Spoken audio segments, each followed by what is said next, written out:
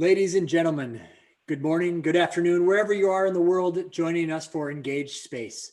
We are out of this world excited to have you here today. My co-host, Heather, is going to be kicking us off this morning for the first hour, focusing on the showcases. And then our main host for the entire 2 days, Rick Tumlinson, also known as the Godfather of Space. And if you have not met him before, you'll see why in approximately 1 hour. Before I turn it over to Heather to explain how we're going to go through these showcases and the 170 some amazing companies, I just want to orientate you around why this is going to be a little bit different. So first, you're probably either watching us through a YouTube live stream or Facebook live stream.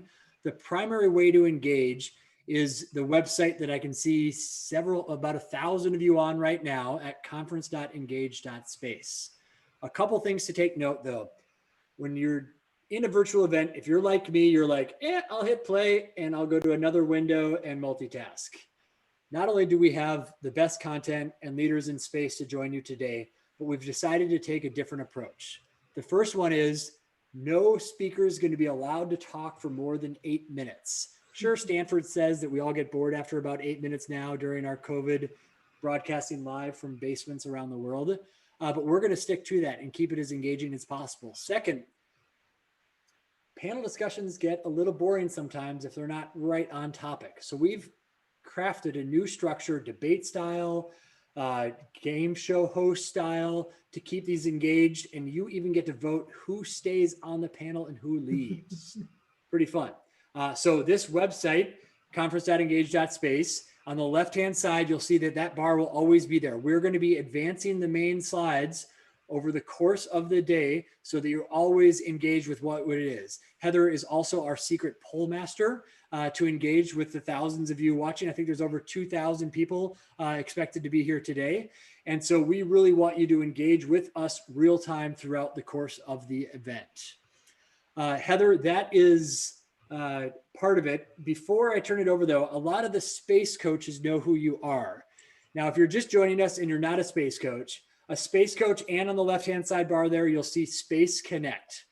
We have done some fancy little AI algorithm where we looked at everybody who registered and then matched you up with a space coach. And it's their sole job to help you through these 2 days, to collaborate together, to network and meet people. If you have questions about contracting, I think we have like 25 contracting experts that are space coaches that can help you out. It's really quite remarkable what these space coaches and their involvement in getting all approximately 2,000 of you to get the most out of this event. So don't be afraid of them. Your group is in that Space Connect on the left, and you can chat with them at any time. I think some of you even have Zoom meetings later on today with your space coaches. So take full advantage of that. But the reason we're here for this first hour is the showcase, the amazing 172 companies, selectees, exhibitors that are here today. Heather, will you please explain what this is about and how everybody can go and visit them in their showcase right now? Absolutely. First, I want to just give a little overview of where we came from. So as a capability of the U.S. Air Force, AFWERX partners with innovative minds from industry and academia to identify solutions to Air Force problems that'll benefit the warfighter. We support streamlined contracting methods to make doing business alongside the Air Force quicker and more accessible. The U.S. Air Force identifies topics and capability gaps that they believe industry can support and partners with AFWERX, that's us, to create a challenge. Through workshops and crowdsourced campaigns and live events like this one, AFWERX rapidly connects Air Force problems with solution providers and companies of all sizes in the private sector, whether you've previously worked with the government or not. This process includes the challenge definition workshop, the Open Innovation Challenge, and the showcase, which is today, which then goes on into contract. Today, we're focusing on those solutions which have been submitted for our global space transport delivery and persistent ISR challenges. These will help us develop a space resupply and delivery system and quickly and accurately deploy packages, supplies, and equipment to any location on Earth, and to create a comprehensive intelligence, surveillance, and reconnaissance system that spans the globe. To see these solutions, you can view them in our showcase. They've been grouped into clusters that you can chat with their submitters by their focus area or related topic. Simply scroll down on the agenda and pick a room that interests you. And in the next hour, you can meet as many of our exhibiting teams as you'd like. We'll be back here at 11 a.m. Eastern with details of the day.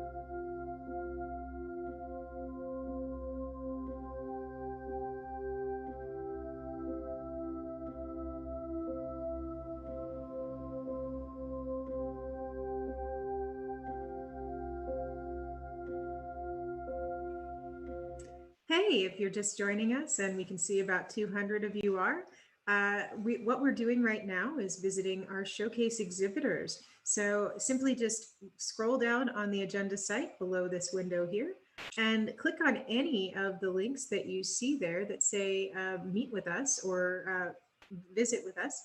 And you can join and see any of the exhibiting teams and speak to them for the next hour. We'll be back at 11 a.m.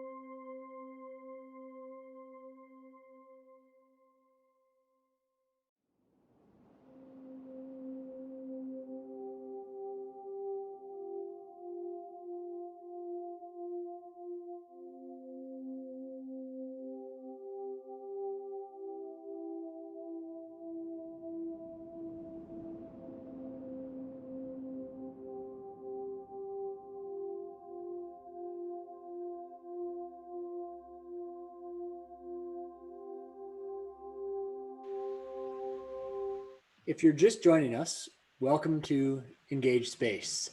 We currently, for this entire hour, are showcasing the selected companies from AFWERX Challenge. If you scroll down on the website right now, you will see all those companies clustered together by topic area. We encourage you to click on the link and join them in a live conversation. You can also at any time go and learn more about the organizations involved. If you're joining us from behind different firewalls or more antiquated computers, you would have received an email with a PDF to get to the direct links to speak to these showcase providers. And at any time, you can switch just to the YouTube or Facebook live streams if the website is being blocked by some organizations. Once again, scroll down to see the exhibitor lists and join them in their groups. And we'll see you back here at 11 a.m. Eastern for the official kickoff. Thank you.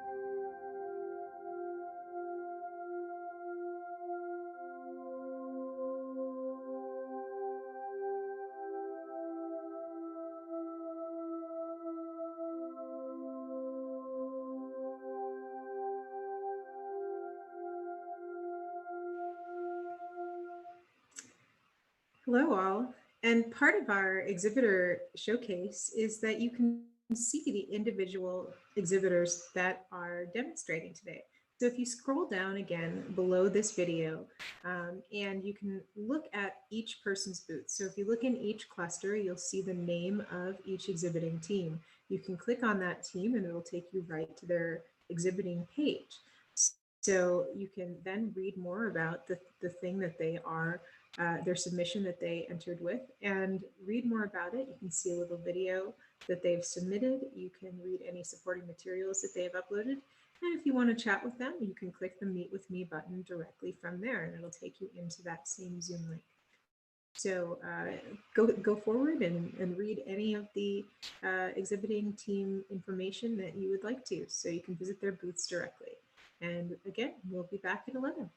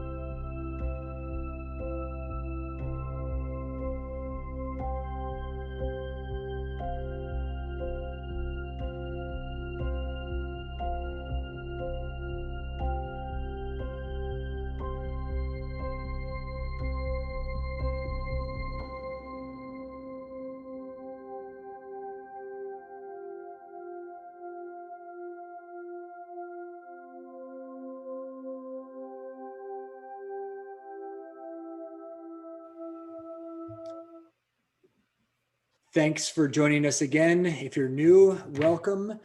We want you to just scroll down because there are 75 amazing companies that have gone through the AFWERX Challenge to be here today. I can see that 771 of you have already visited them in their Zoom rooms. Please scroll down, click on the link, talk with them, learn about it. It's pretty amazing what's going on. Also, don't forget about the space coaches. They're here to help you guide you. I know that a lot of you are already chatting. I've heard rumors of a few people who are having difficulty with chatting. We are looking into it.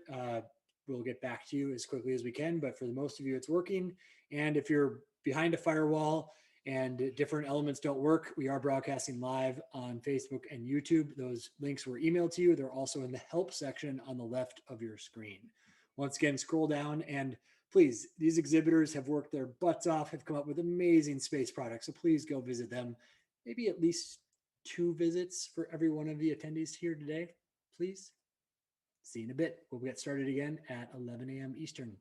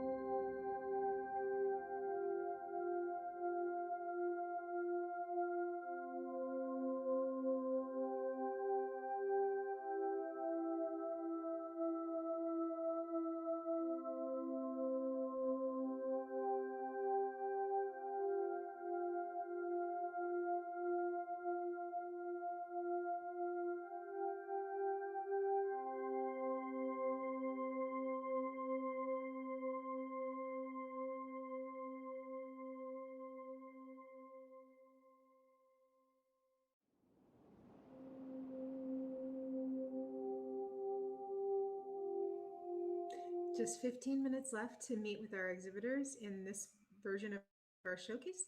We'll be going back to a showcase event later today, and also we have more chances to meet with our exhibitors tomorrow, but just 15 minutes left in this showcase. So scroll down again, keep scrolling down on this site, or click the showcase site in the upper right-hand portion of your screen, and then click Learn More Live to go and meet with our showcase exhibitors right now. So again, 15 minutes left. Get in right now.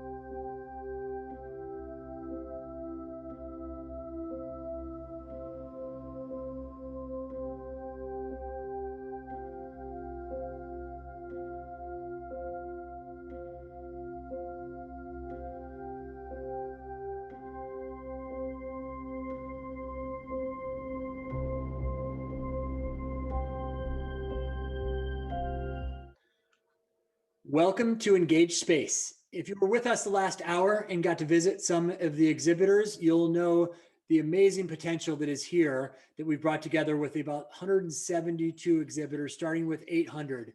And we're really going to focus on them over the next 2 days. But before we focus on them too much, we want to kick off this event officially. There's a couple things to note. One, because it's COVID, we want to give respect to everybody out there working from their homes. I'm in my basement. This is my 8-year-old son space collection. He just finished the 2000-piece Saturn V rocket this weekend in order for it to be ready for the show. So I have extremely high family expectations that this event goes particularly well. On the website that you're no doubt viewing this from, you'll see on the left is the navigation. We've kept it so that you can see the video the whole time, and you can scroll on the website so that you could see what activities are going. On the left is also a section called Collaborate. In there is polls. This is how we're going to engage with you the entire time. You with us in the live stream session here. There's also the space coaches. You were probably introduced to them by email last night. We've got about 2,000 people interacting with space coaches. You can do that on the chat on the left. If you're having any technical difficulties, oh, that's bad English. If you're having any technical difficulties, click help on the left. We have a live manned help desk. We have chat and we have email. We're here to take care of you. We know with new technology that we're using for space and the website, some of you might not be able to access all the features. At any time, you can go to the YouTube live direct feed or the Facebook live feed. Please feel free to take advantage of that. You can also at the top right, go and visit the showcase site that has all the visitors there as well, all the exhibitors. So without further ado, we want to officially kick off the event with Yogi. Yogi is on the AFWERX team, the innovation leader on the AFWERX team, and he's also a retired Air Force colonel. He has got his 3 minutes to explain the whole purpose of why we're here today. So Yogi, come on screen, take it away. Hey, thanks, Brandon. It's really a great privilege for me to welcome everybody to EngageSpace today.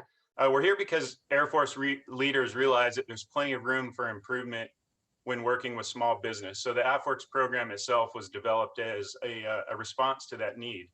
The tremendous growth in commercial R&D really demands that we find creative ways to build public-private partnerships and share investment in resources towards common goals. The second reason really is we recognize that we're poised for a technological breakthrough in space that has the potential to improve the life for all of humanity. The mission of DoD is to pursue strategies that promote a stronger, safer, and more prosperous nation. So what better way than to partner with our entrepreneurs and innovators and also those of our allies. We've got a number of objectives for the event. First, we want to identify the most compelling technologies and ideas that have interest to the U.S. Space Force and the U.S. Air Force and start the process of pushing those technologies into research development and prototyping and procurement pathways. We're also looking to align a multitude of internal and external innovation programs. So you're going to get a great opportunity to learn about these challenges, accelerators, pitch days, colliders, and the small business innovation research programs, as well as the innovation efforts of some of our partner organizations like NASA and the Defense Innovation Unit of Department of Defense. Finally, it's our long-term strategic objective through this program to build a community of interest. This EngageSpace event is not the end, it's the beginning. We want you to continue to be members of this community, to learn, to understand the needs on the government side, and to shape your development so you can find those investment partners. And we want to offer you many opportunities to succeed by being part of this community. So enjoy the event, make as many connections as you can. Please continue to stay involved with us and be ready for more opportunities as they develop. Once again, welcome to everybody. We're glad you're here. Brandon, back to you. Thanks, Yogi, and thanks for pioneering all of these innovation attempts for AFWERX and obviously Air Force and Space Force. And thank you to the audience too for staying with us. I know your websites are updating as we go to keep this as interactive as possible. We know some of you have had difficulty with the magic links. We were definitely overloaded with 1,000 people requesting magic links at the same time. We're getting that back up and running, so you should have full power very shortly. But we have our host for this session. I will be your facilitator. I'm part of the AFWERX and team. And really, I'm just here to make sure everything works smoothly. But our real host is Rick Tumlinson. Now, some of them call him the godfather of new space, one of the world's top space visionaries. He's the founder of the Space Frontier Foundation. He won in 2015 the World Technology Award, along with Craig Venter and the Human Genome Project. He was listed by Space News as one of the most influential people in the space field. He's helped start many space projects, including the Lunar Exploration Analysis Group and the first mission to discover water on the moon. He has testified before Congress 6 times. He led the commercial takeover of the Mir space station and signed the world's first private space traveler to the ISS. A founding board member for the X Prize, he started the New Worlds Institute and Space Fund, a venture capital company. He will address the core question facing what is happening in the US space field: why settle space? Rick? Hey, how you doing? Oh, sorry, we're inside and remote. So, thanks for that, Brandon. Very exciting, and I was one of the founders of the Space Frontier Foundation. It's been a group effort for the last 30 years or so. But the question here ahead of us right now is, or before us, is why settle space? Now, for many of us, we can translate that into what we're confronted with all the time, which is the concept or the question that's put to us of why are we spending our money out there and we have so many problems down here, things like that. We get that all the time. The real question for me is when it comes to why settle space is to put it back and say, why haven't we? Why aren't we? And as we do it, how do we make sure we do it the right way and as fast as possible? See, for me, the settlement of space, the expansion of humanity and life in the universe is our purpose as a species. I believe it's what we were created to do. And in fact, that's what life is hardwired to do, to go from places where you are to places where you aren't and make of them new homes. After all, I mean, we've got the feet to carry us. We've got hands to build. We've been given eyes to see and minds to think about what we see. We've been given imaginations to dream about why we do these things and what is possible. Now, y'all are already on board, and I'm not going to go into all the details about resources and this. You already know that. You're hardwired. In fact, you've drunk the you haven't just drunk the Kool-Aid. I'm going to bet that everybody on this call has the Kool-Aid running through their veins. You get it. You get all of those bottom line reasons. You get those reasons that we have as to why this is going to help humanity, et cetera, et cetera. We can all talk about the economic benefits. But one of the key points I want to make here today is that we need to make sure that as we go this time, we do it differently than what we've done here on Earth so far. Yes, we could go out there and do it the same way. We could plunder and pillage the solar system, as Carl Sagan once accused my former boss, Jerry O'Neill, of having as an agenda. Or we could expand humanity at a time which is so critical to us and do it in such a way that we inspire the human species. You know, it's interesting, in the last few months, in the middle of this virus, there were 2 moments that stood out, 2 positive news stories that punched through all of the other negativity out there. One was the launch of the Dragon to the space station, and 2 was the return of the Dragon to Earth. Think about it, over the last few months, the one big positive story they cut away from. I think that's critical, and it shows exactly one of the ultimate reasons that we're doing what we need to do in space. We are hope. We represent a possible future that can be better and more grand than what we've gotten to so far. And if we do it right, we can do it in such a way that we don't just expand the economic opportunity of the Earth. We don't just create the abundance that's out there and make it available to humanity on Earth. But we provide hope. And we show how we can live together. After all, in space, nobody cares what color you are. In space, nobody cares whether you're a man or a woman. In space, we do care about preserving life, recycling, reusing, repurposing everything we have.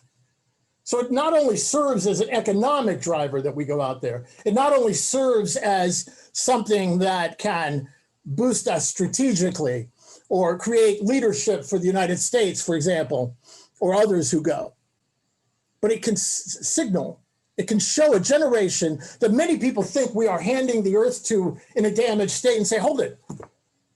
We know that you're going to have to clean up a lot of the mess we've made by doing things the wrong way so far in human history, but here is an example of how to do it the right way, how to build a future that is grand, exciting, positive, and wonderful.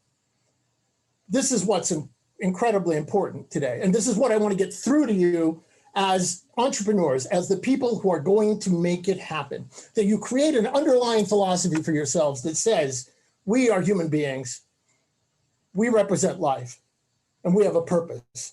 I call these ideas, let's say, the principles of purpose. And here are the three of them. Number one, protect and expand the domain of life. Number two, preserve and evolve human civilization. And number three, I believe we are here to explore and experience everything in the universe. I'll be writing and talking a lot about these in the years to come, but I believe that these are the core elements of what it is we are about. And yes, while we're doing it, some of you are going to make a lot of money. And yes, while we're doing it, we're going to enhance national strategic capabilities. And yes, while we're doing it, your life's purpose will come to its fruition. Look, I'm going into space. I want to make this happen for this little girl. I'm sure you've got one, or a little boy, or a cousin, or a friend who's got children. It's for them that we're doing this. And as we go out there and begin to transform places that are dead into places that are living, we have the chance, for the first time in the history of our species, to expand beyond this one precious bubble and take life to places that are now dead. I'm excited about what's about to happen, and I believe that you are as well. Let's try and get it right. Let's try and make sure that we develop and open the frontier of space in a way that includes everyone and brings to everyone the great possibilities of what it is that's out there in a way that they can feel they own and are a part of.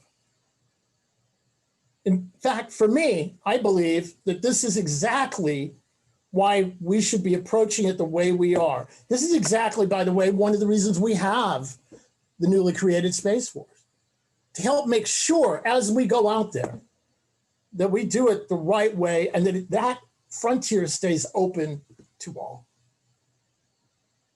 So with that, I'm going to hand it back to you, man, and let you bring on our next guest. Thank you, Rick. I know a lot of us have photos like that, and thank you for inspiring us all. Up next, and we're going to give him just a few minutes, but Rick, after that impassioned plea, Dr. Mosher, you know, we were going to give this fancy bio, but I think we just need to say you're the chief scientist at Space Force, and no one can really compete with that, no matter what they say. So take it away.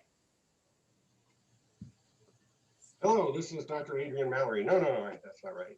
But thank you very much for this, and thank you for the AFWERX EngageSpace team for putting together this important conversation. So AFWERX is about innovation, and I'd like to talk a little bit about the engine of innovation, and then I'll put it into the context of what Rick Tumlinson was just talking about. So the engine of innovation is really our civilian exploration, our military development, and our industrial bases, the institutions that develop, sell, and acquire and employ new technologies, including small businesses. So that's the engine. But for an engine to work, you have to have fuel. The fuel for that engine is the science and technology. Without those investments in this area, on the part of both of entrepreneurs, academia, and government as well, the engine will not continue to run. And also, for an engine to keep running, you need engine oil. That's what events like this are for. Without continuous application of collaboration, communication, and incorporation of new ideas, the innovation engine just will eventually seize and stop working. And finally, for an engine to be of any use, it needs some infrastructure around it. You need a chassis, a transmission, and some wheels, plus a driver to steer it where we're going.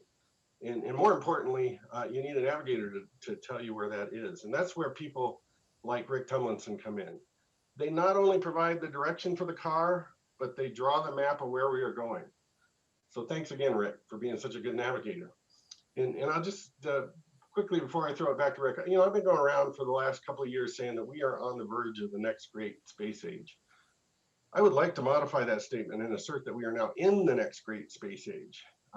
One reason I say that is historically, we tended to follow in any new domain a path of first we explore it, then we expand into it, then we exploit it, although Rick likes the term we reap the benefits of it, and then we exclude others, or we try to prevent folks from excluding others. That's sort of the historical path. And I think we are very much past the initial exploration, although exploration will continue to go on. We are in the expand and the reaping the benefits phase of space. And that's where this is very important conversation, and we're starting to see the fruits of this development. So I'd like to say that Rick Tumlinson and others like him are leading that charge. So I'll turn it back over to Rick to see if he has any questions for me. Hey, thanks, Joel. And I'm going to toss the compliment back at you. It has given me great hope vis-a-vis the future of Space Force to know that there are folks like you and the other people I've met here at AFWERX and some of these other entities that are in there, because I do think you get it. I just think that's a very positive thing and a good sign for us. So look, to kick off our little brief conversation here, I was curious, given all the potential that we're talking about, all the possibility here, what do you think beyond the obvious military aspects? Because that's obvious. I know you have debates as to whether Space Force is supposed to be ground support or actually engage in military activities itself. But why do you think Space Force is important to the human settlement of the frontier? That's a great question. And let's look at some of the positives and negatives of this expansion into the next great fear. So we're clearly seeing huge investments by the private sector in space. And in fact, private investments, by some estimates, now outweighs public sector investment in science and technology in space, nearly 2 to 1. And that includes NASA and our civilian investments. So that's important because, the hallmark of the next space age is that we do it sustainably. And at least in a capitalistic perspective, that requires that there be money to be made in space, that there are incentives to going there for entrepreneurs and businessmen. Well, one thing we do know is positive, that the cost of space access is dropping precipitously. And we have a plan to sustainably return to the moon. That's pretty cool. I've been waiting for that for a long time. And, more close to Earth, space has become critical to our way of life. Everything, PNT, GPS, everything from Uber to precision agriculture to all the things that enables communications, weather satellites, from a Space Force perspective, the support we provide to our joint warfighters are all positives, I think. The negatives are that, given that space is so critical, there are those that would hold our space capabilities at risk because it does give us an asymmetric advantage. And because of that, it is really being wrapped up into great power competition for the good and the bad. And for all the pieces of national power, there is a role for national security in space. So clearly we want to keep space open and free. We want to establish positive norms of behavior in space that benefit freedom-loving nations. And as humans expand beyond geosynchronous orbit, the Space Force will need to follow. It's analogous to the opening of the Wild West. First, people settled it, and then you need to bring in infrastructure and a sheriff to maintain lawfulness. I was just talking to my deputy yesterday about this. You know, when the West was open, we didn't immediately just go to Denver and start skiing. It took some time before we had all the infrastructure and ability to do that. And so that is all developing, and we need to be mindful of the technologies that are being developed from a Space Force perspective, because of the dual use they offer in this national security realm, and in terms of the threats that they might represent. So we need to be alongside the development to establish this beneficial infrastructure, and we need to be prepared to establish and practice good norms of behavior in space. And the bottom line is, the Department of Defense needs to be prepared to protect U.S. interests wherever they happen to go. Very cool. I have to say, one of the things I've noticed, I wrote an article about potential ranks and stuff in Space Force, and I've noticed a bit of the tension that goes on between the Air Force and the Navy heritage. And one of the interesting things is, and by the way, I'm an Air Force brat, but the idea of the Navy is often that its goal is to enforce norms, as you said. It's not either attack or defend in the form of the Navy. It's about enforcing norms for everybody. And I think that that's probably one of the more exciting roles and more sellable roles to future administrations and also to the world. And I think that that's a really important thing that you've highlighted a lot. That the potential for doing good for everyone here. And I think that's very critical. Did you have anything you want to add to that idea? No, I couldn't agree with you more, Rick. That's exactly what I think the role as we expand out into space is. Just like the Navy's role in protecting global commerce and making sure that we squelch piracy where we can, and keep the lanes of communications and goods and services open. That's exactly what the Space Force is here. Not only to help defend interests, but also to provide a deterrence to those who would like to deny us that ability to keep the commerce open. So we need a strong Space Force throughout the domain that we're going to operate in, and that's ever going to get larger. We say the domain of the United States Space Force is from 100 kilometers to infinity, so and beyond.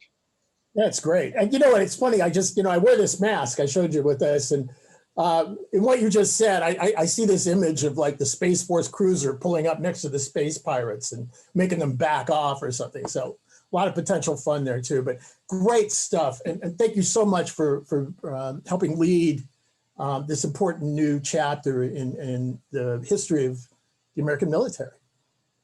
Back to you, Rick. And thank you. Thank you very much. Rick, we now have what would normally be, if it wasn't space, a panel discussion. And we all know panels, if they're amazing speakers, they can be pretty good. But for this event, we're upping the game by a significant amount and turning it into its own EngageSpace style debate.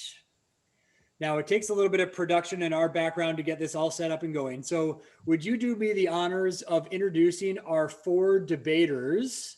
And the debaters, as you're joining the live screen here, please come on video on and audio on as Rick introduces you, and we will get set up in the background. So Rick, take it away.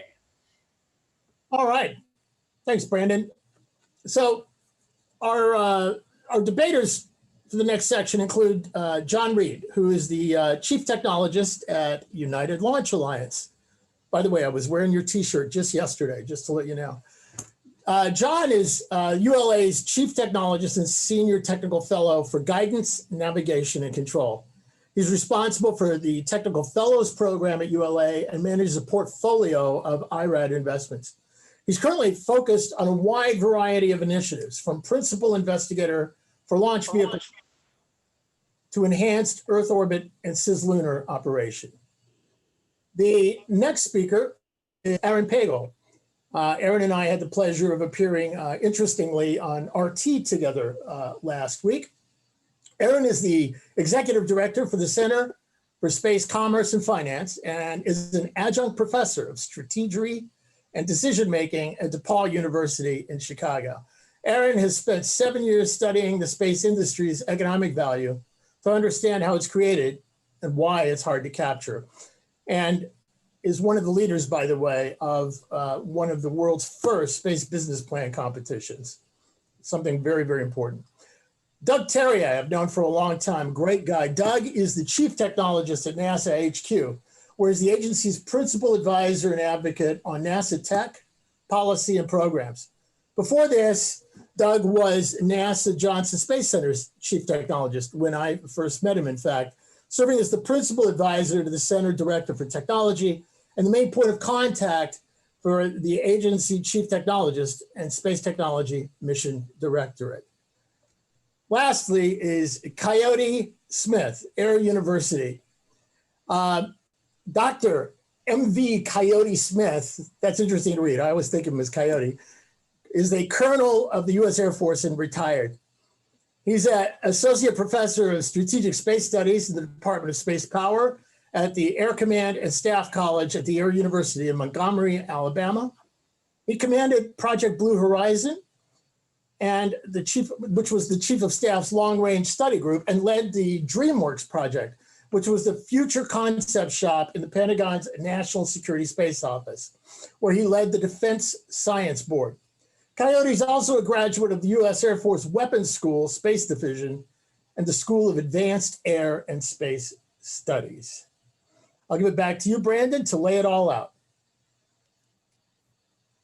Thanks, Rick. If you could stay on for just a second here. So we're going to put up the rules screen for the audience to see how this is going to operate. We want this to be a very fair debate, and we want everybody to get a chance, our distinguished guests here, to get their fair time on screen. So I am going to be cutting you off if you speak for too long. I hope that's okay. If we can look at the website that the audience is on as well, you will see that if you scroll down on your screen, in addition to the rules on the YouTube stream, you're going to see the focus statement, of which teams are going to be deciding for or against, hype or reality, as some might say. And so to start with this, we expect a cislunar, aka the area around the moon. And just so our distinguished guests here know, about 2,000 people are registered. I can see well over 1,000 people watching this live right now. About 25% of them are from the government and military, but there's a small handful who are new to space. So I'll keep saying things like cislunar is the area around the moon. Back to the statement. We expect a cislunar economy by 2040, including powering Earth with space-based solar power, lunar mining, and permanent human habitation. Now, that is the statement. Obviously, the rules are we're going to be giving rounds of 3 minutes each, including rebuttal time.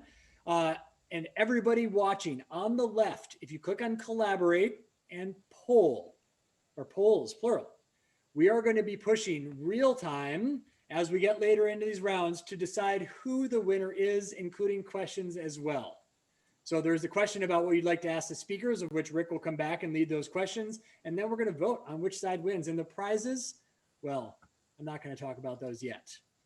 So let's begin with our first element here, which is round one, team one, aka Aaron and Coyote. You guys have 3 minutes, and I have a timer ahead of me right now. If you'd like to do your own timer, you can do that too, but I will start my timer right now. So Aaron and Coyote, 3 minutes starting now. All right, I'll take it from here. Hello, everyone. It's great to be here. I need to begin with a disclaimer. The thoughts and opinions that I express here today are not necessarily my own, but unfortunately, they are the opinions of many mid-level and executive-level bureaucrats who have been holding back our space program. I'm sitting here looking at a fabulous cutout of Buzz Aldrin standing on the moon, and it's sad to me to think that 50 years ago, he thought that the economic explosion into the cislunar community was going to begin then. Why hasn't it? And the answer is we always seem to have something more important that pops up that distracts us. Oh, that distraction is a problem. I'm going to be talking about 2 main points here. First of all, the difficulty in establishing consensus in our democracy about what we ought to be doing in space. And secondly, the misaligned incentives for public support of our space programs. Now, we have a great deal of hope that our commercial space sector will take off. But we also have a great deal of concern that our government spending in space is not lighting the pathway. We are not doing the type of economic exploration in order for our commercial sector to tag onto and to expand more rapidly. This continues to be a problem. It is difficult to establish consensus in a democracy. It just is. And our space program has not fared very well because of that. If you take a look at the many writings of the great former historian at NASA headquarters, Roger Lanius, he chronicles across many of his books how we have had extreme pulls by one administration to be thrown away by the next administration in establishing whole cloth space policies. One need only think about George W. Bush's Moon, Mars, and Beyond program, which when the next administration, the Obama administration took place, was scuttled. And in lieu, we will go visit an asteroid sometime. Those are radically different visions. And we have to take into account how politicians will shift our overall perspective. But at the same time, we have increased strategic competitors out there. China is now fully up and running. They have a very big incentive to prevent us from establishing a national consensus. Now, when President Trump came into office, he replaced Obama's asteroid vision with going back to the moon and wanting to do it in a hurry. He also took a very proactive stand in establishing the U.S. Space Force, a sixth service of the United States Armed Forces. 15 seconds. But you may notice that we have had a great deal of difficulty maintaining consistency across these policy programs. Thank you, Coyote. Doug and John, 3 minutes for a rebuttal. All right, I will go first. I'm speaking in favor of the proposition. As many of you may know, Tori Brun, our CEO, and many of us at ULA began talking about a Cislunar 1000 vision 5+ years ago. And that's really a vision for a self-sustaining space economy. That vision really began to coalesce a decade ago when we, in partnership with NASA, flew the LRO-LCROSS mission that used our spent upper stage as an impactor for the moon and discovered water. That vision really continued with Dr. Sauer's early assessments of the value of water as a fuel in various cislunar orbits. Since then, studies have found as much as 20 billion metric tons of water in the lunar poles. But the lunar resources are really only the starting point. Of 17,000 near-Earth objects, almost 14,000 of them are C-types with carbon, water, and industrial metals. Another 3,000 are S-type with minerals as well as the industrial metals. And another 300 have precious metals and the industrial metals again. The amounts of these resources are more than 1,000 years of Earth's industrial metals production.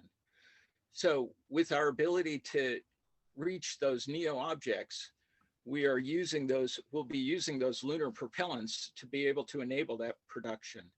Even at 1 billion tons, that's more than 5 million years of resources. And much of our consumption is really on boosting to LEO. So what that will really enable is then the movement and transportation between the NEOs and Earth, creating that capability for both low speed and high speed transportation.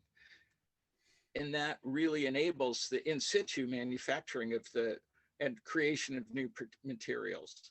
So transitioning industry to space is going to also require distribution of power.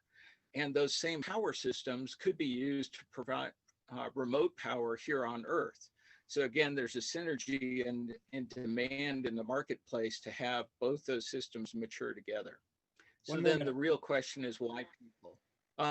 Really, there are no better problem solvers than people. We'll have robotics and autonomy and they work really well in a controlled environment. But as we first explore and expand into space, it's really going to be an uncertain environment. And you really need the benefit that humanity brings for solving those problems and challenges. The energy behind the cislunar econosphere is already here right now with hundreds of companies exploring ways to mine, explore, exploit, populate, and manufacture. So we're really at the beginning of humanity's expansion into space. Thank you, John. Excellent rebuttal. Back over to Coyote and Aaron for your argument on this. Well, so I think these are all great points, right? These is essentially um, offering that there's lots to be done in space. And what I'd like to point out that Mr. Reed brought up is that only one of those things was related to terrestrial use. The could be used, the energy generation in space could be used for remote energy generation on planet Earth. And this is not to discount that all those resources could be used in space and will develop into a really strong cislunar economy. That it's very important for us to note, though, that this could component is about hyping the future. This is something that is possible in the future.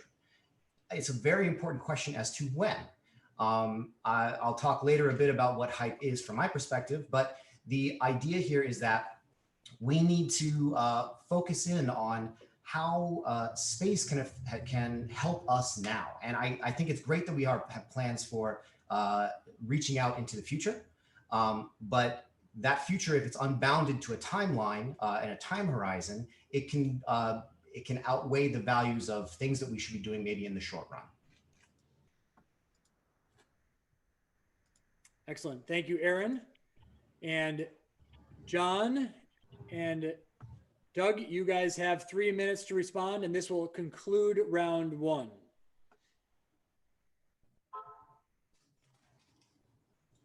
All right, I will. This is Doug. I'll take this 3 minutes, and I'd like to begin by pointing out and building on what John said earlier. The space econ. When we talk about cislunar space economy, I think it's important that we not just talk about this as a future prospect. We have to recognize that today already, the space economy is worth somewhere north of $400 billion currently.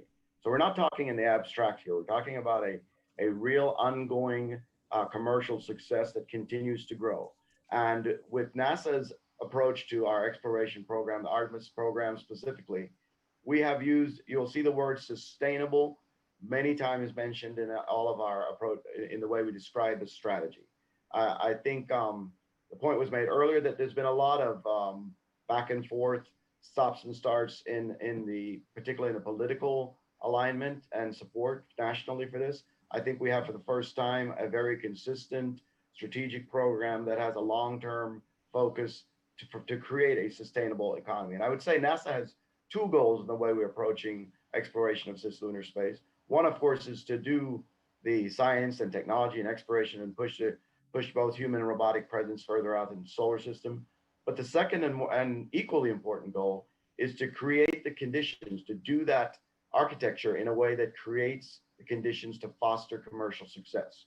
And I will point to, again, coming back to the point of this is not an abstract thought. We have in fact demonstrated this, obviously with a commercial economy that currently exists, as I said, valued over $400 billion to include comm and GPS and all the things that already exist.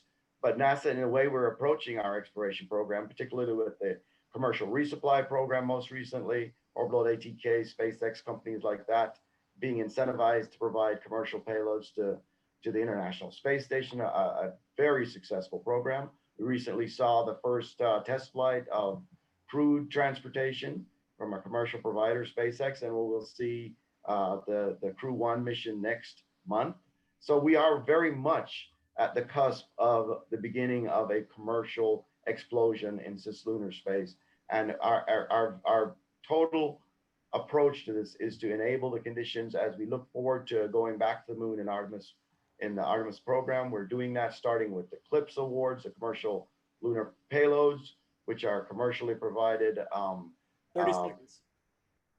Payloads for commercially provided robotic vehicles to do the initial prospecting, to prove out the resources that John talked about that are available on the moon, and similar missions at other near Earth objects and other planets in our solar system. So we are in fact creating an infrastructure that will foster commercial success, and we are seeing today the proof that there are commercial opportunities available. Thank you very much. Right on the dot at 3 minutes. So that concludes the first round. Just as a reminder, on the left-hand side of your screen under Collaborate and Polls, you can ask questions. Lots of great questions are coming in that we'll get to in a minute.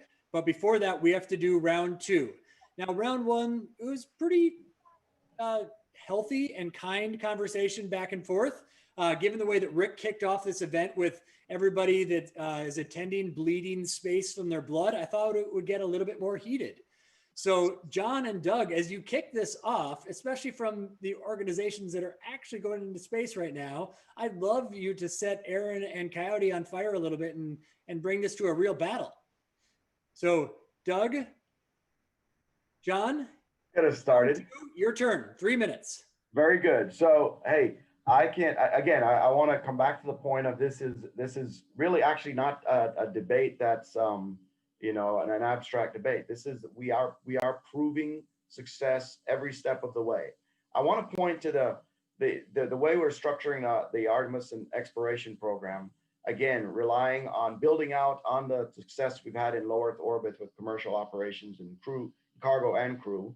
We're, of course, as you know, as many of our viewers will know, we're sourcing many of the key architecture elements from our commercial partners, so that there is a very much an incentive for commercial participation and success in the initial stages of building out the cislunar architecture. We anticipate mining and utilizing the resources that we find on the lunar surfaces, both to supply consumables for our crews working on the surface, as well as fuel and other consumables for not just missions to the moon, but potentially missions that go beyond the moon. You can imagine a future in which the moon itself becomes a port, if you will, a refueling post, an outpost for a launch point for missions going further out, which is the reason why the architecture is designed around a gateway that provides the flexibility to explore both the moon and other points in the solar system. Necessarily, the government will provide the initial anchor tenant, if you will, for a lot of these consumables, the opportunity for commercial opportunities to not just supply fuel, perhaps provide on-surface in situ resource utilization plans to provide consumables, of which the government will be the first consumer. This is not, by the way, a model that's foreign to any of us. If we think back to aviation in the last century, a lot of government investment early in the development of the aviation industry, primarily from government and both civilian and military government investments. But we've seen now where aviation was not profitable, but the government subsidized, if you will, that nascent technology with airmail and transportation and buying government services in order to provide that anchor tenant to create what now today has grown into, in the case of aviation, well over $7 trillion, international, completely independent, by the way, completely sustainable, independent of government intervention. We anticipate that model to carry on out into cislunar space. So it should be no surprise that the initial investments would be heavily dependent on government, as I said, as the anchor tenant. But we think that as a seed to provide for a sustainable and viable future for commercial opportunities that grow well beyond providing supplying the government partner, the government as a primary customer, but also in space tourism and mining and power and all the other opportunities available in space. Thank you very much, Doug. Coyote and Aaron, would you like to offer your rebuttal? And you get an additional 10 seconds for Doug going over. Yes, okay, thank you. I'd like to pick up here and just say that there's a lot of really fabulous things going on right now that could come to an end almost instantly with a new administration. A very aggressive implementation of the Green New Deal could absorb most of the money that the government has for discretionary spending, such as it has treated space in the past. This should cause us a great deal of concern. Now, as we consider things like space-based solar power, there are already industries established that do energy, and they are not embracing competition. They want to keep that out of the market, and we have seen that in the past. The United States Air Force did an initial study on this 15 years ago. I was one of the leaders of that study, but the Chief of Staff of the Air Force shut us down and directed us not to continue such studies simply because it was too upsetting to other organizations that he had to work with on a regular basis, and also because they didn't want to see Air Force research investment dollars going down those kinds of, as they described it then, rabbit holes. I think we also have to be very careful that there is really the value of space mining, the lucrativity of it, if that's a word, is based on transactional sales. And where will those transactions take place to do the capitalization? And on that point, I'm going to hand it off to Aaron. Yeah, so the aspect of using any sort of resources in space and bringing them to Earth it's possible. This is all possible, and we're all on the same team of wanting this to happen. The question is, when will it happen? And is 2040 the actual timeline in which we should be thinking about? So from asteroid mining, we have, there is over 17 quadrillion, just with some ridiculous number of resources out there from a transactional point of perspective. The most valuable near-Earth asteroid that we can get to really easily is valued around 86 billion. Those are crazy numbers. But how are we going to get to them? How long will it take to create that technology, to be able to implement it? And when are we going to see returns? And I'd like to actually use a contemporaneous example around energy distribution as to talk about the challenges associated with this with entrenched market forces. Think about nuclear power. Nuclear power has concerns around weaponization, of course, clean use, is it safe? How are we developing it? To the point where that is literally the cleanest, most greenest option for us as we continue to increase energy use and want to be more efficient and reduce our carbon emissions. But there's a quagmire of issues that we have to address. Now, they're not the same as what space-based solar power is going to be, but the considerations are there. You're going to have to deal with entrenched market forces that have natural monopolies or are competing in very competitive spaces. And trying to be able to enter into those markets effectively, it's possible. Like if you are a substitute, it is absolutely possible. But when is the question? And therefore 2040 is still questionable. Doug and John, those guys are hitting it pretty hard here. Rebuttal, 3 minutes. All right. So I think I'd like to push back on a few of your points. First off, on the consensus realm, I think we're seeing a fundamental shift in the way the government is approaching space. I've seen it over the years with interagency within NASA coordination and cooperation on different projects. The whole SPLICE program that John Carson manages is really drawing from all across NASA to develop the entry, descent, and landing technologies that are going to be used on the moon, that could be used for bringing products back to Earth, that could be used on Mars. You can also look at the collaboration between AFWERX and DIU and AFRL and all the innovation centers within the Air Force and Space Force are really working together to develop that culture of innovation and support industry as they try and move things forward. And then finally, at the very top, you've got Administrator Bridenstine and General Raymond signing the MOU in order to really create that coordination between the branches of government. So at all levels, we're seeing a sea change in how people are working together to think about moving space forward. Secondly, on the point of power being really the only thing of economic value right now, you've got Made in Space with their fiber optic that they're producing and testing in space today. You've got a lot of pharmaceutical companies that are thinking about how they can start building things in a 3D way in a low G environment so they can begin producing things of value to bring back to Earth. The same technologies that we're looking at for launch vehicle engine reuse could be employed to bring things back down from LEO so that you have the ability to land the products in a spaceport or whatever you want to have to put in place to rapidly bring those products to market. I think on the lunar side, the whole propellant infrastructure there is a little bit of a stretch, but the transportation technologies to move that propellant, to use that propellant, to visit the NEOs and other objects is all existing technology today. It's a very short stretch. It's really the next generation after our Vulcan Centaur will be that maneuver and transport layer that we would need to go provide that capability to the market to move goods around, to move resources, to develop the production centers that companies can use to produce those products and return value either in situ to their peers 30 and seconds. their companies or to bring final products back to Earth. So I think the whole infrastructure itself is slowly building up as we speak right now. Thank you, John. Our last rebuttal before we go to audience questions. I'll take it. Go for it, Aaron. 3 minutes. I'd like to define hype from an economics perspective. So hype is selling the value of a future in the present. And the purpose of the selling process is to open up the possibilities of what could be, and thus increasing the perceived benefits to outweigh the costs of buying in the present, with this in mind, hype is undeniably necessary. If we only sold each other on what a technology can do in the moment, we'd never see any progress. Yet intuitively, we know that overhype can cause damage in the form of distrust. And unfortunately, the space industry has suffered from being overhyped since the late 1960s, when commentators began the refrain, if we can put a man on the moon, then we can put bread on everyone's table.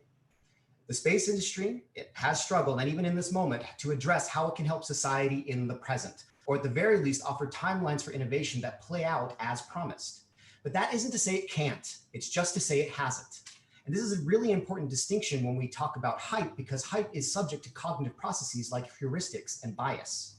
Heuristics are that step before bias, where we're leveraging powerful pattern matching capabilities in order to make quicker decisions with less information.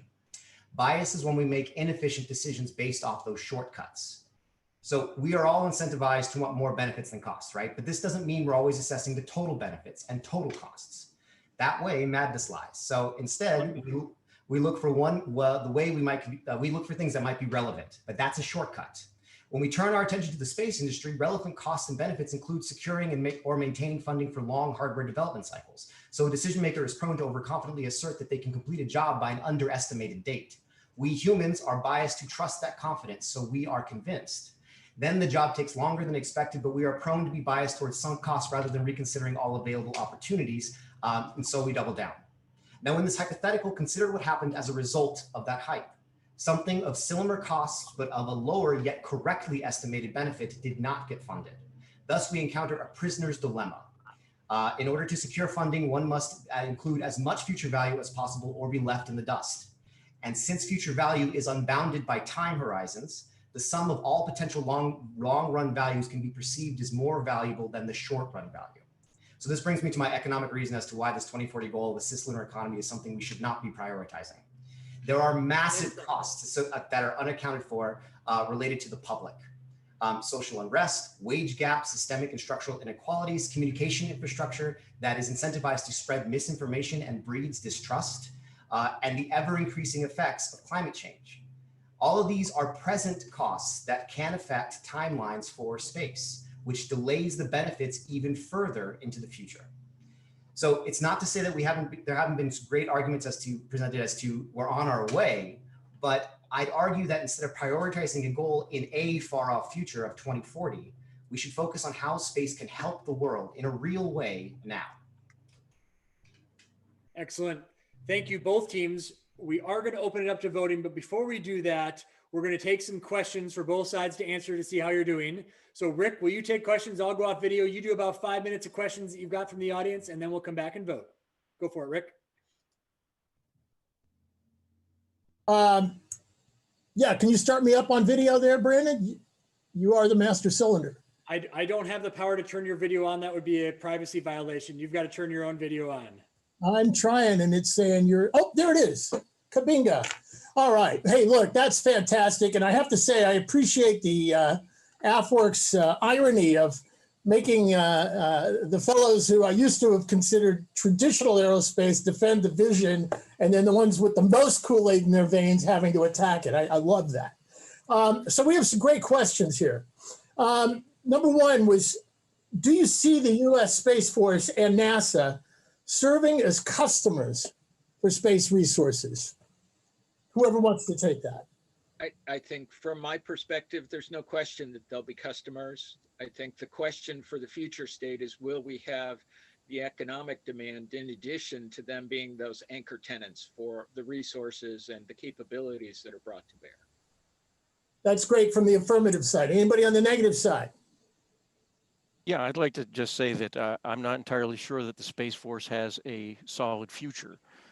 Given the nature of the way policy has evolved, the Space Force is viewed by many as being something that President Trump invented, and many are anxious to erase it. And many of those, I suspect, are in the Air Force itself, simply so they can continue, in my humble opinion, benefiting from the additional money and people that accrue to the Air Force for having space. There you go. By the way, I love the short answers. So unusual in our field. How do the Artemis Accords impact the mission, the focus, and the reach of NASA versus the U.S. Space Force? Very interesting question. Who wants to go first, gentlemen? I'll take that. So first of all, it's very important to point out, we've been talking a lot about the instability of the commitment to space, but the Artemis Accords are very much building on the legacy we've had for 20 years with the International Space Station. There's an example of how to put a program together that's sustainable, and it is because it has international commitment and because it has commitment from commercial partners and involvement. And that is exactly what we see going forward in cislunar space, is to build on that model where we have, with the Artemis Accord, we are adding now even non-traditional, in addition to our 15 initial partners from the International Space Station, we're adding non-traditional partners such as United Arab Emirates, new space players coming into the game every day. And I think that, along with the infusion of commercial capital and commercial private sector investment, represents a significant change in the way we're approaching our future space endeavors. And the third point I want to make sure that becomes very clear on the Space Force. A lot of people said the same story about the Air Force in 1947 when it was split off from the Army Air Corps. The time is right, because of the conditions and the strategic importance of cislunar space. I think that will not only be a customer, as you discussed, but is here to stay because of the changing dynamics and the strategic importance of cislunar space. Great. So Artemis Accords versus NASA, U.S. Space Force. The other guys?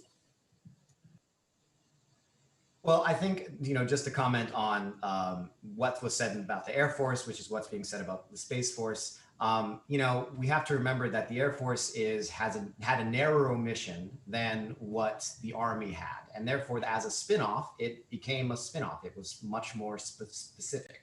Space Force is not narrower than Air Force. The Space Force is going to have to deal with a lot more issues than what the Air Force's mandate and titles are accounting for.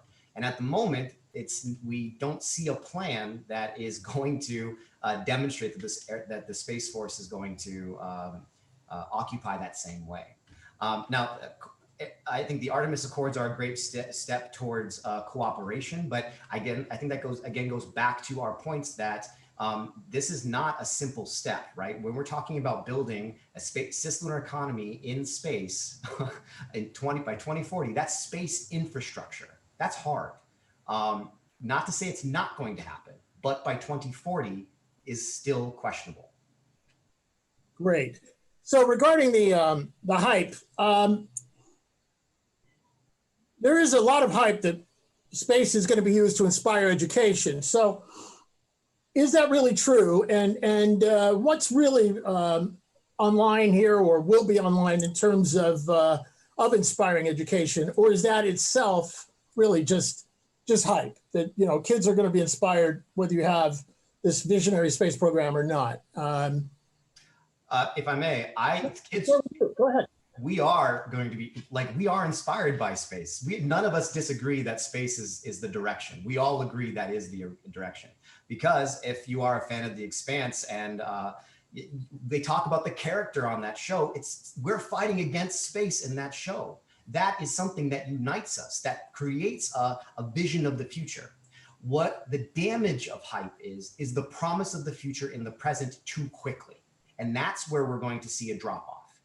We should be showing that and demonstrating that we're working towards this ultimate goal. But if we say it's going to be here in 20 years and it doesn't show up, like when I was in high school and I was told that, or led to think and believe and hope for us living in space by the time we got to by the mid 2020s, that is not reasonable.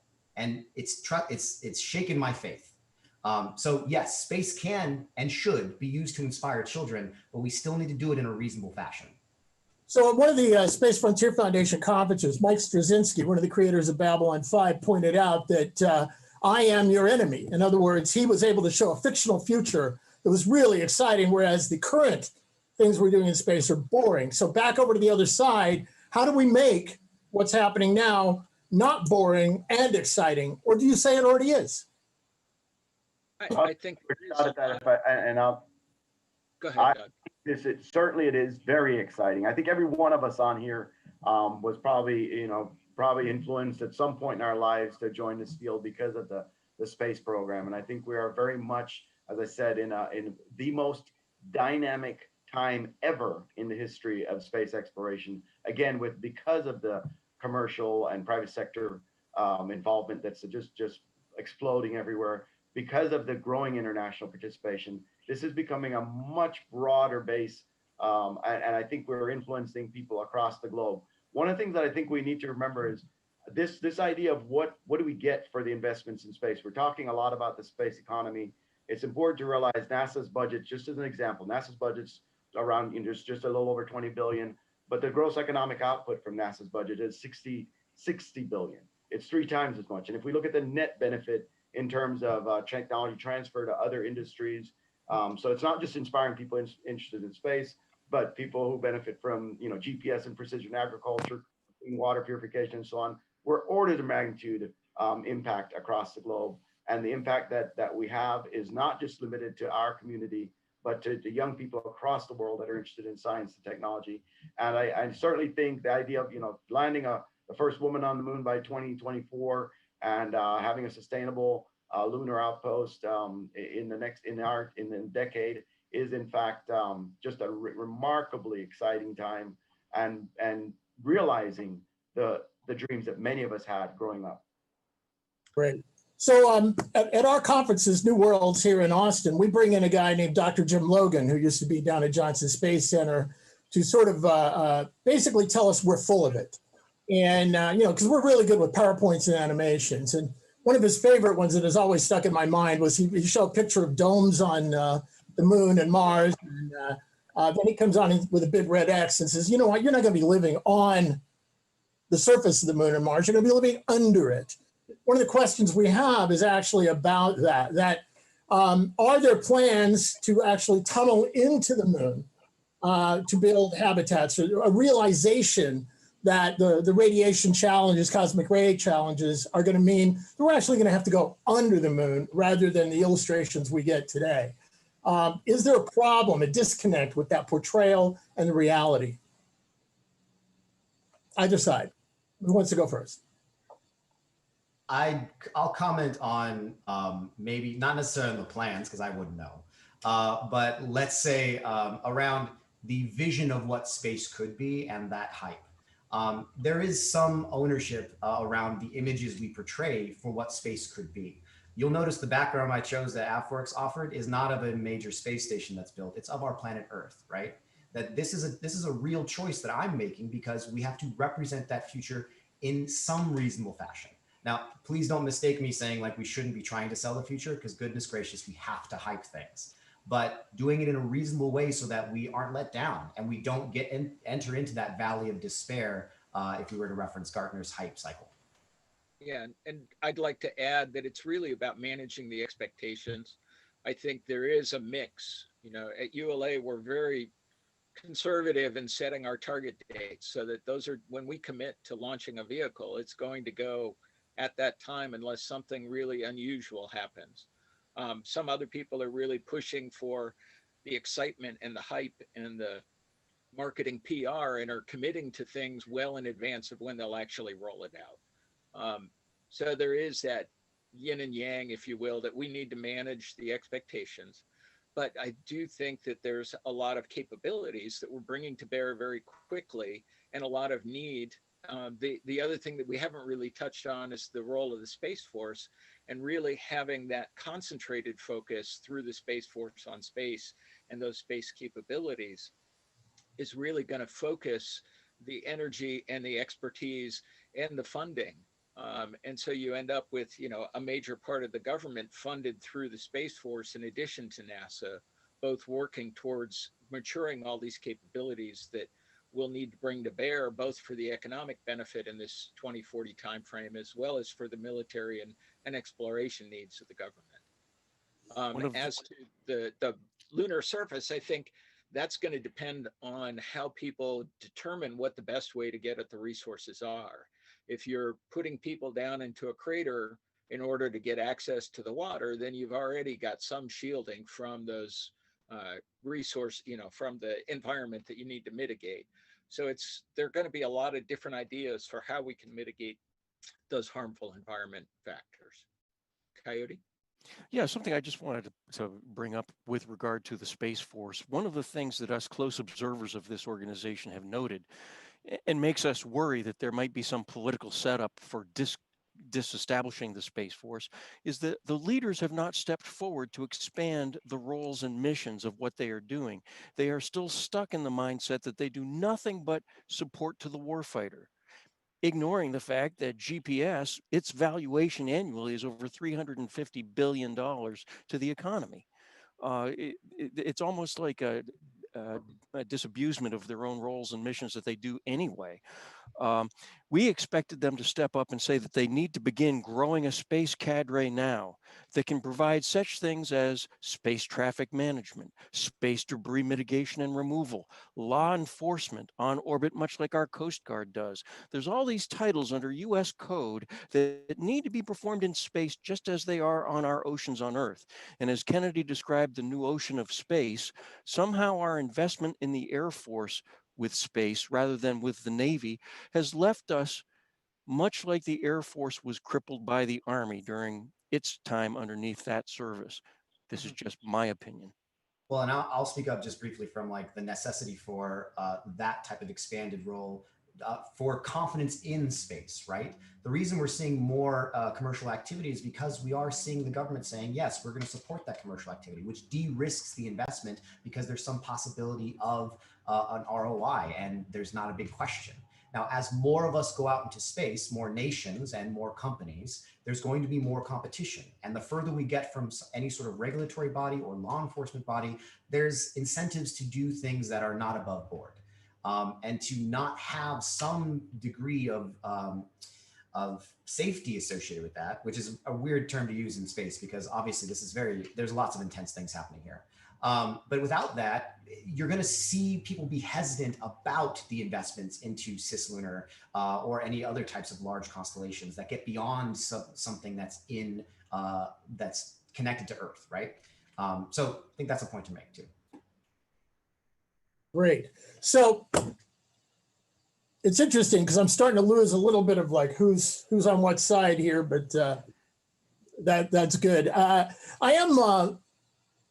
I too am concerned as we move through into new administrations, how Space Force, for example, and the Return to the Moon initiative get carried forward. But is there any understanding on or belief on either side of your arguments here as to what is the best way to sell this, or is it sellable? In other words, can it be sold as something worth doing? Or should we just walk away and focus on the traditional approach? If I may. Go ahead. Okay, I think we have an opportunity here to grow a space cadre that is not just in the terms of like the Space Force. NASA, the National Reconnaissance Office, and the Space Force each have to have a cadre of people that are skilled and talented at spacefaring type of science, technologies, policies, political science. I mean, it's the full game. The Air Force has given us a Space Force of only 2,400 people. And all of the support comes, from the Air Force. You know how that's going to play out.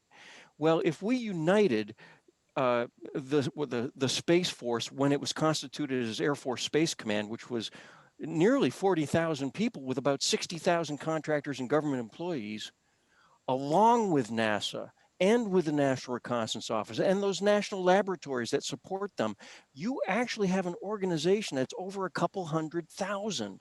Suddenly, you're larger than some of our military services, traditional military services. And by uniting that, we could have a manpower pool that goes back and forth between NASA, the NRO, and the Air Force in terms of developing their personal skills and talents. And there's no reason why we can't have civilian leadership in key positions in the Space Force, or competent, properly trained, properly educated, properly managed Space Force personnel going over to provide their type of leadership to different organizations in the NRO and at NASA itself. So we've got much. A second, Coyote, you're basically making the argument that the setup of Space Force right now is more hype than reality, in that it has been created in a way that makes it easy to kill. Yes. Okay, good. On the other side, what do you guys think about that? Well, I'd like to respond to that if I could. So I certainly agree that the Space Force is in its nascent, embryonic form, and will grow. We expect it to grow beyond this initial instantiation. I think it is also true that we've talked quite a lot about economic interest in stellar space, but the strategic value of maintaining U.S. leadership in stellar space cannot be overstated. It is vitally important to our future interest. I think the idea of combining the resources of all these various, with NRO, Space Force, NASA, all the spacefaring agencies is in fact a very valid point. And I think that is the point of the Space Council, is to ensure that we have the proper coordination between those bodies. And as I think as this matures, we will see logical roles evolve, as they should, for NASA to take leadership in the civilian sector, for there will be economic concerns. Of course, on the Space Council, we have, Department of Commerce, and for good reason, Department of State and others, to ensure that our economic interests are protected. And we like every other development, whether it's settling the Western United States or any other exploration, we will naturally have the need to protect and secure those concerns, both commercial and strategic interests of the United States. And I think the Space Force has a very logical role that will evolve organically. And I do agree that it needs to evolve to be a larger mandate than it is today. But I think that will happen organically as we expand this economic and strategic presence. If I may comment real briefly on the best way forward. Wait, Aaron. Oh, too bad. Got to keep it fair. Ah. We do have time for closing arguments where each of you, not just as a team, gets 2 minutes each. I will be cutting you off of those 2 minutes. Rick, prepare your closing statements too, because as soon as these 2 minutes are over for each panelist or debater, we are going to open it up to the audience to vote. So we will be pushing the voting live right now so that people can choose the winning team. Rick, once again, be prepared to wrap us up at the end here. We are going to go in the order that I have on my screen right now to keep it random and fair in the closing arguments. Aaron and Coyote, you got to go first in round one, so you're going to go last here. So John and Doug, you guys get your 2 minutes each starting now. Okay. Well, I think what we've been talking about here, robotics and artificial intelligence are really trained for what we know. And so they're going to have a role, but we still need to have people in space in order to really bear the fruit that we expect to see from it. We believe that while there is hype in the marketplace, there is a lot of maturation that's going on as we speak, so that we're really making progress towards this future state that we want to have. And we've really got hundreds of companies that are really unleashing innovation into this marketplace. As Dr. George Sowers pointed out in his testimony back in 2017, the agricultural revolution 10,000 years ago gave birth to civilization. The Industrial Revolution 300 years ago really increased the well-being and prosperity for peoples across the world. And these space resources future and the future that we're talking about here really promise an era of unprecedented prosperity and flourishing. And with that, I'll give my time over to Doug. Thank you, John. And I'll close by reiterating, I think this is the most exciting time in the history. I've been in this business for just about 40 years now. This is the most exciting time, with the congruence of the renewed interest and the Space Force, the combined bipartisan support for our Artemis program and return to the moon and building out an infrastructure from there, the economic infusion of private sector capital and great interest from these innovators from a host of new emerging space companies like we've never seen before. And again, the international participation, one that we understand very well how to manage and lead from our experience on the space station and channel the energy of multiple countries into developing cislunar space in a responsible way.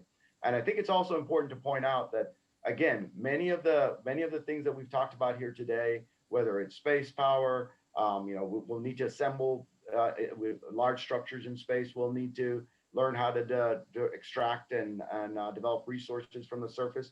Many of those technologies are, as we speak, being undertaken, whether it's NASA with its OSAM 1 and 2 missions looking at in-space assembly, whether it's the CLIPS programs where we have several private sector companies, many of them emerging entrepreneurial companies, building payloads that will be the pathfinders for extracting and developing resources on the moon, and the Artemis program itself, creating the infrastructure and the backbone for that cislunar space transportation system and economy. These are things that are happening right now today.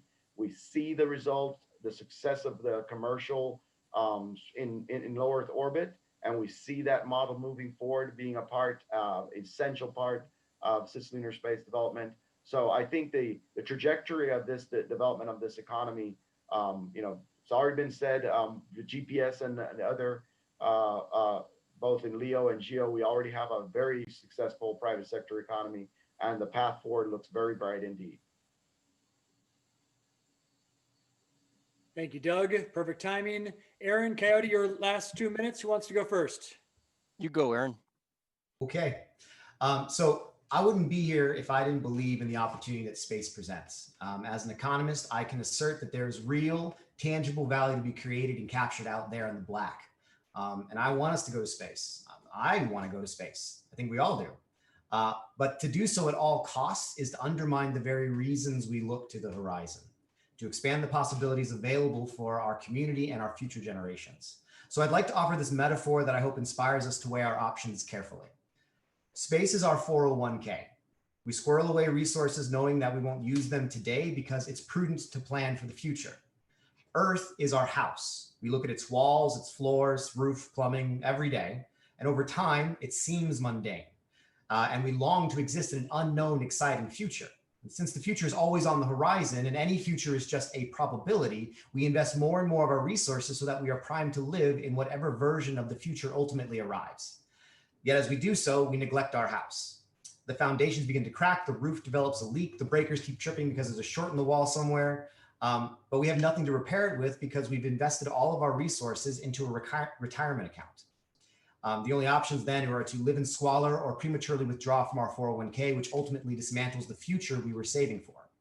We traded the present for the future, hoping that our dismal present can somehow become the distant past. And as we sit here in this present, I hope we all realize we cannot escape the past. Now, I'm not arguing that we should only invest in Earth because that is not prudent. Space is our future. Instead, I'm arguing that any plans for a future must include the present. Otherwise, we risk never realizing our ideal future. Thus, this prioritization of a cislunar economy by 2040 is at the cost of neglecting the current economy we are a part of now. Let's go to the moon, but let's not forget that our house should be standing when we get back. Impeccable timing. That does not bias the audience. Coyote, bring it home for us.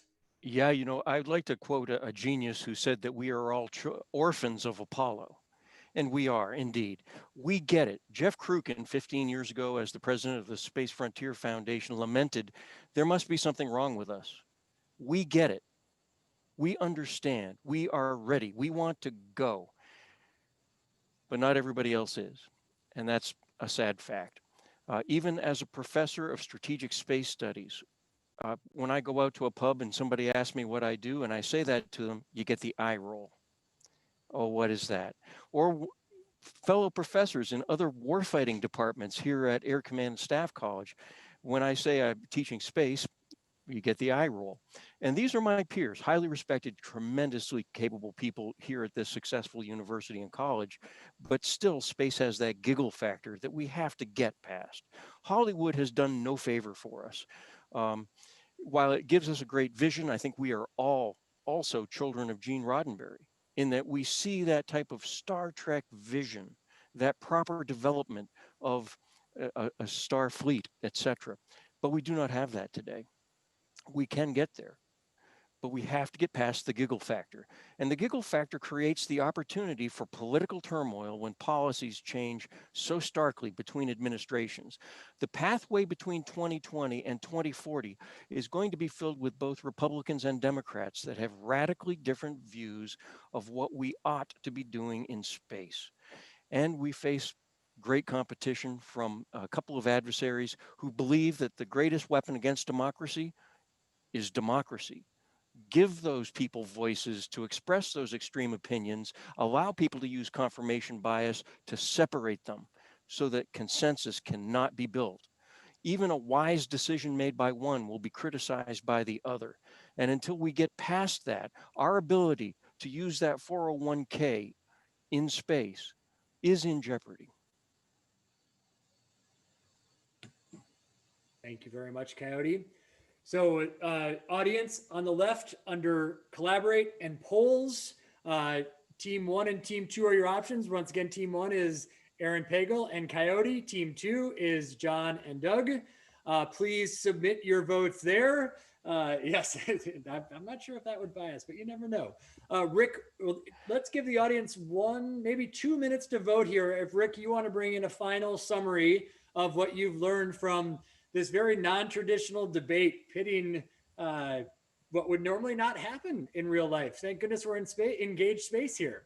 So Rick, a few couple-minute comments while we let the audience vote. Yeah, I'm once again, the master cylinder has control of my camera. I'm trying to pop it on here and. No one's voting on you, so it's okay. Okay, good. Yeah, it's probably. But we do like to see you. Probably being controlled by the Pentagon or something. I don't know. I'm just kidding. Look, I think this was fantastic. Once again, I appreciated the irony of the role reversal, although I know that everybody on the debate does have the Kool-Aid. It was, it was, I love hearing these words because again, some of us were out there 25, 30 years ago saying them. And it's great that we're getting to a point, I'm writing a paper on where the term new space came from. And we're actually getting to a point where it's just going to be space. It won't be new space or traditional space. It's space. And I know that, I've known Doug for a long time. I mean, I know he's got it a long time ago. We're seeing it happen. John's term, econosphere, dude, I'm going to steal that. I love that term. I haven't heard that one before. I know Coyote was sucking up with the Apollo line, but I don't vote, Coyote. I don't vote, man. Look, this is great. It is important that we have these discussions, that we look at our own shortcomings and our own arguments so that we can be able to answer those people that have these kinds of questions. So all in all, just a great, thoughtful discussion. And may the best team win. All right, without further ado, Rick, I'm not going to say the percentage. I don't think it's fair to give the percentage, but I have to say it's a landslide. Team 1, Coyote and Aaron, you have, according to the audience of about 1,100 people on YouTube right now, streaming live. I can't tell how many on Facebook and the other platforms. You guys are the victors here. And your prize is pride. I'll take it. Yeah, that's good. I'll take some of that. So any closing comments from both sides here? We'd love to hear you 1 minute from each side before we move on to a message from one of our generals. I'm honored to be included in this conversation and to be on this panel of just esteemed experts and knowledgeable industry professionals. This is wonderful, and I'm so glad that we had this conversation. This was great. I love you John? guys. Yeah, I appreciated the opportunity to come and at least defend our position. I look forward to a future in another 20 years where I can look back and say, told you so. Yeah, I'll agree. And, thanks again for allowing me to be part of this conversation. I think it's really important. I think we have, all of us here need to be very conscious of the fact that we are very much in the the mode I was when I was a young person, where there are a lot of crazy things going on in the world. And we had the opportunity to look to Apollo and a space program to inspire all of us. And this is what our responsibility is, to realize this bright future that our younger folks can be inspired by, even as we face all these challenges here on Earth. Amazing. And gentlemen, truly thank you. When we first proposed this idea of you guys battling each other in a debate, I think it scared a lot of people, and you guys all stood up and did an amazing job. And I think, even just watching the audience grow over the course of this hour and tune in more, people are obviously telling their friends, saying, whoa, there's this crazy debate going on EngageSpace. So thank you so much. It means the world to us at AFWERX to allow us to take these risks from such reputable leaders as yourselves. So thank you. All you need to do to leave is just turn off your video and leave the meeting. Thank you so much. Enjoy the rest of the show. And Rick, do you want to say a couple words before Yogi, you want to come back on? Yeah. Hey, Brandon, I just got this flash on my text. You know that Obama, he tried to take us to the asteroids, and, Trump is going to the moon. I've just gotten word that the Biden campaign has decided we're going to Venus, because presidents always hate to do what everybody else has done. And with that note, thank you very much. I hope. You guys, thank you. Yogi, over here. Rick, let's, Sure. I think Yogi, if I don't have it right, thanks again, just for those of you who are tuning in now, Yogi is one of the innovation leaders at AFWERX and pioneering this space work. And Yogi, I think we're about to bring on maybe a gentleman, maybe a classmate of yours. Would you like to do the honors of introduction? And Doug, if you can drop off, and Rick, you and I will disappear for a minute. Yeah, you bet. Can we get General Shah on for the introduction? I am here. Hey, John. Hey, it's really my pleasure to introduce Major General John Shah. Among many other responsibilities, he is the commander of the newly minted Space Operations Command, and in that capacity, responsible for all of the operational activities of the U.S. Space Force. Beyond that, a tremendous responsibility, I believe, to design this new organization for a brand new service that hasn't been done for almost 75 years. So it's really a privilege for us. John, this reminds me of something that I heard Secretary Barrett, Secretary of the Air Force Barrett say earlier this year. She said, we only have one chance to get this right the first time. So I'd like to introduce you to the folks here online from commercial industry, government, academia, and others interested in where we go with space. So thanks a lot for your time, John.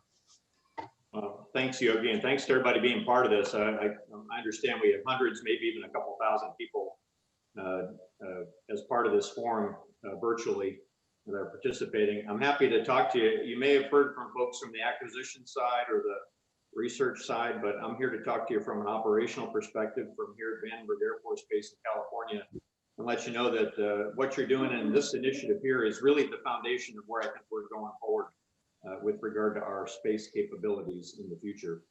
Gone are the days when we acquired all of our space capabilities, or even more broadly, our military capabilities in multi-year, sometimes multi-decade timelines. Those days are gone. We can't operate on timelines like that anymore in this technological environment. Gone are the days when we purchased software as a package that was self-contained and you didn't alter it, you just used it until it was really obsolete and you replaced it with a new package.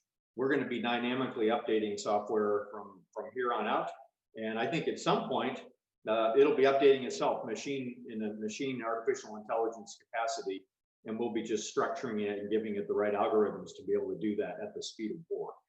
And you are all part of this cutting edge change of how we're approaching how we're going to get our space capabilities. And I'm really grateful to Yogi, to you, and to AFWERX and what you've done just the last year and a half or so, and from, again, working with just a little bit of the seed money, getting us to the point where we actually have a platform that we're expanding across the Department of Defense, to getting us the unified data library that we need to help us solve the big data issues that we see in the space arena today and the ones that we see coming. And it's really yielding the fruit that we expected. It's also uniquely American in many ways that we should be proud of, right? This idea that we can have innovators from so many sectors and so many different arenas come together in a forum like this, bring their best ideas, give just a little bit of of cooperation and partnership to kind of get things going and keep us going. So we are not looking back. I can also let you know as we continue to evolve the Space Force, which General Raymond has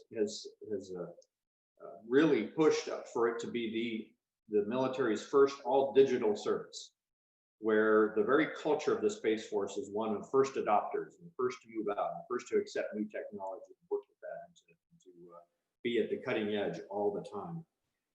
We are in the operational side as we organize the new Space Force on our new operational units. All of those units are going to have our capability development divisions to do these kinds of things, to interact with industry, with academia, with small business, to get us the capabilities that we're going to need in the future. It's going to become organic to our organizations and the way that we do business in the future.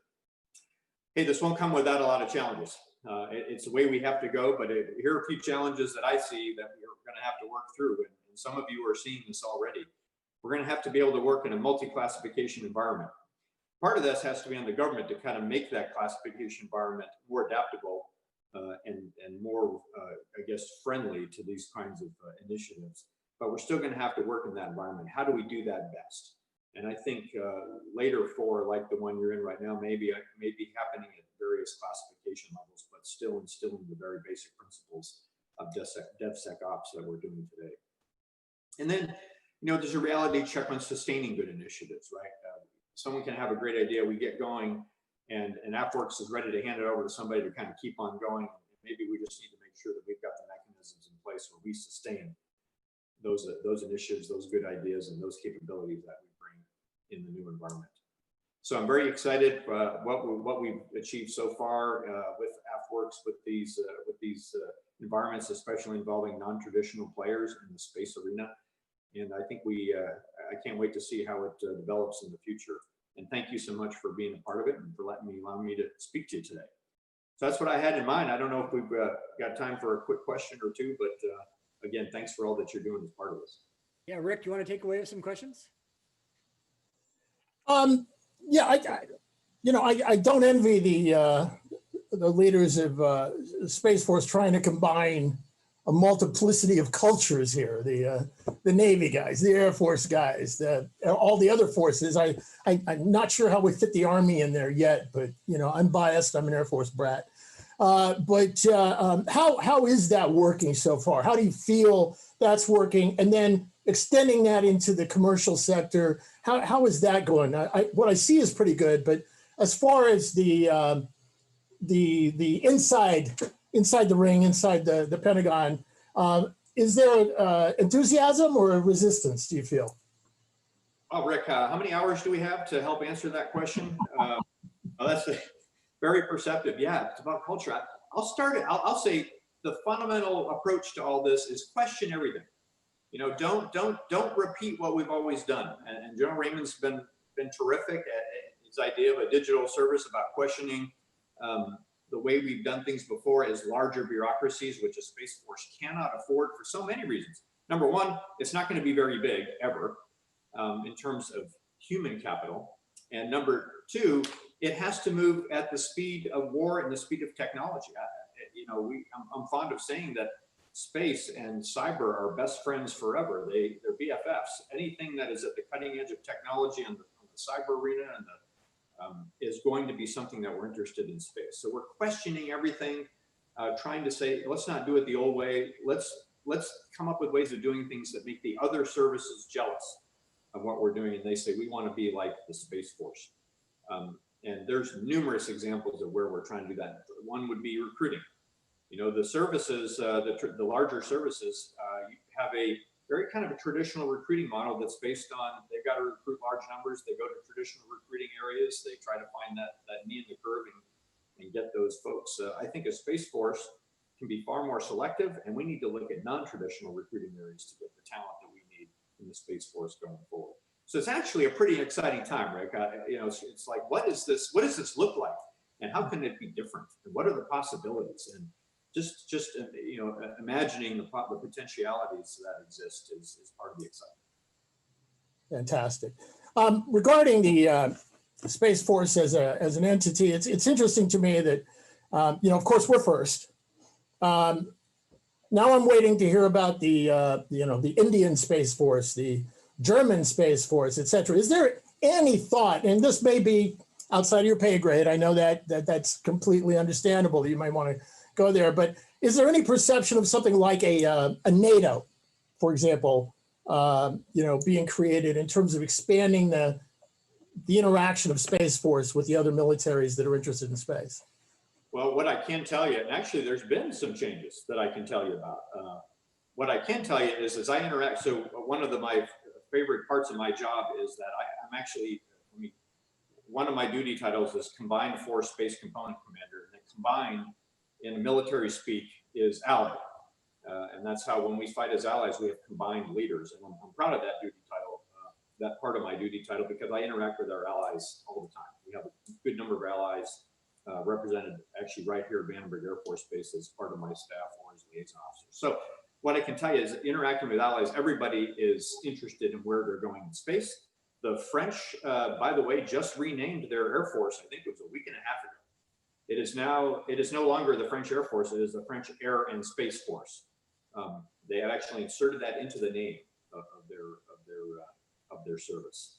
And they're pursuing capabilities our British and Canadian and Australian and German partners are pursuing capabilities. We're partnering with the Japanese. I expect, excuse me, a new liaison officer from Japan to be here at Vandenberg probably by the end of the year.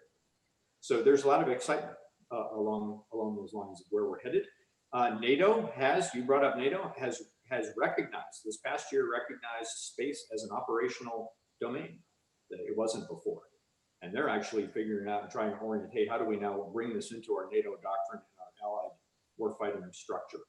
And so it's pretty exciting. It's happening on a lot of fronts simultaneously. Great, great. Well, look, I noticed you're wearing terrestrial camo. I'm really excited for the rollout of the black uniforms, which to me is space camo, but no, I'm kidding. So have you felt have you felt a surge of excitement, inspiration, or whatever throughout the military in terms of what it is you guys are doing? And also, again, from the commercial participants, you know, this amazing AFWERX program, for example. What does it feel like on your side as far as what's coming to you or at you in that sense? I do sense a lot of excitement. First of all, it was pretty, you know, we are slowly but surely, maybe not slowly, we are surely adding people into the Space Force. So hopefully some people in your audience have seen media reports earlier this month of where we brought in a lot of our younger officers and enlisted people into the Space Force. There are a lot of people here at Vandenberg Air Force Base now wearing the same uniform I'm wearing, which you may not be able to see in the camera, but instead of the brown lettering that I have on my Air Force uniform, it's dark blue lettering, and that's of the Space Force. So we're seeing more and more of those. I don't know, I'd like to know from your audience if they're excited about it. I remember, I like to tell a story. I was having dinner with some college students about a year ago, all in aerospace engineering or computer engineering majors that none of them said, I'm not sure I would join the military, but I'd join Space Force. I think that would be really cool. And I wasn't sure how I was going to break it to them. You know, the Space Force is it's in the military, it's in the Department of Defense. But clearly there was an excitement and realization there's something new, there's new opportunities here and new frontiers to explore that they can be a part of, that many people can be a part of. And I think that is exciting. Yeah, you know, Space Force, as you mentioned, I think earlier on, is really right now more of an information command, in a sense, technology and information. I'm going to ask you the fun question. Again, you could dodge it, but do you actually see a point where we're going to see, I call them spacers, but Space Force personnel actually in space? I think that will happen, Rick, but I think it's a long ways off. You know, that's another subject for a long discussion. Why do I think it's a long ways off? Well, really two reasons. First, space isn't all that habitable for humans. We've learned that since our early space days. And the second is we're getting darn good at this robotics thing in space. You know, the best robots that humans have ever created are probably satellites, either ones that explore other planets or operated within our own Earth-Moon system. GPS satellites might be among those. You know, they're incredible machines, and we're only getting better with machine learning and artificial intelligence. We're going to have an awful lot of automated and autonomous systems operating in Earth and lunar orbit and solar orbit in the days and years to come, doing national security space activity. So I just think that that's probably where the knee in the curve is for a long time to come. And a lot of the efforts that people in the audience are working on are going to be supporting that kind of architecture in the future. But at some point, yes, we will be putting humans into space. They may be operating command centers somewhere in the lunar environment or someplace else that are continuing to operate an architecture that is largely perhaps autonomous. But at some point that'll happen. I just don't know when, and it's anybody's guess as to pick the year when that happens. Great. You know, I'm really excited and looking forward to the day when you guys break ground on your headquarters here in Texas. We got a lobby, man. We got a lobby. What would your? I guess we're going to be running out of time here in a moment. Brandon, are we got a moment or? Yeah, you got a couple more minutes, maybe one, possibly two more questions. Great. What do you say to broadly when you're speaking to young people? Maybe you don't have the uniform on, and you're talking about our future here in the United States as we move out into space. And there are doubts. You know, I started the presentation this morning, you know, with dealing with the question of why do we settle space, or in the sense of why are we going into space? We have problems down here. Taking your uniform off, how do you answer that? Maybe to your own kids or grandkids or whatever, when they maybe having come back from a rally, you know, they come in and they say, well, why are we doing this? We have problems. What is your answer? Yeah, so let me work from the practical to the most pure, I think, answer from my perspective. You know, why do humans explore new frontiers? It's usually for one of two reasons. It's either to better, you know, it's for an economic reason, or it's for a security reason, right? To protect yourself. I think we can go back really far back in history, and we'll see those are the real reasons that people explore new frontiers, mostly as a society or as a group. And I think that we'll be doing the exact same thing for space. We are going to, I'm excited about any opportunities for continued economic investment in the space domain, whether that's anything from proliferated low Earth orbit constellations that give us broadband from space all over the globe, to, you know, more exotic but are on the table mining operations in the lunar or asteroid environment that might really change the game. I think it's Neil deGrasse Tyson is fond of saying the first trillionaire will be an asteroid miner, right? So I'm excited about those, and so security goes hand in hand with that. We've never done economic exploration into a frontier without having the security to support it. You know, when Columbus set sail for the New World and explored and was trying to open up new markets, it wasn't so long thereafter that there were navies patrolling the commerce lanes, and I think we'll be doing that in the future as well. That's the more practical aspect, Rick. When I get to the most pure, why do we do it? It's all about hope. We want to look to new frontiers. We want to look to what's next. We do that as humans. It's part of our DNA, and you can't help but look into space as that next frontier. And wrap that all together, and that's why I think people are excited and why we're going to keep on going. That's fantastic. I really appreciate your time, sir. I'm looking forward to calling my dad, who we still call Sarge, flight line crew chief, and tell him we had this chat. I can see someday in the future some Space Force pilot coming back in and the Sarge running out there and going, have you damaged my spaceship? You know, but fantastic answers, truly appreciate it. And really, really excited about the future of what you guys are doing. So thank you very much, sir. Okay, well, hey, thanks, Rick. Thanks to everybody here today. Good to be a part of it. And Rick, tell your dad thanks for his service too. I will. Thank you, sir. All right. Thank you. We popped up a poll while you were talking, and 81% of people said that they're ready to jump on a rocket now. So you certainly inspired it. So thank you very much.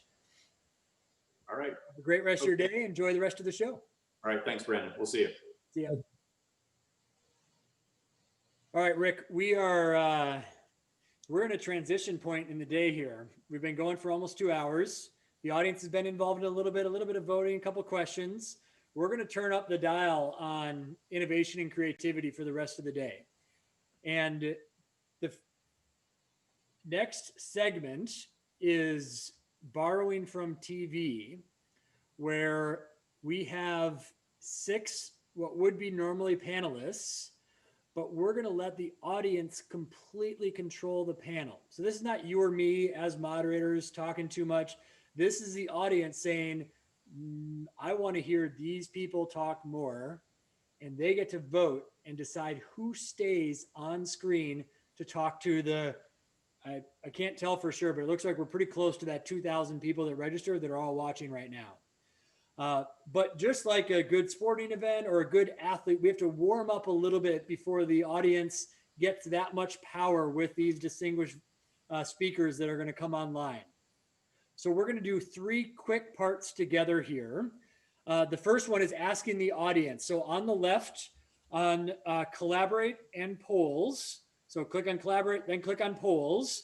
We just pushed live a question. What topics would you like to tackle during this event?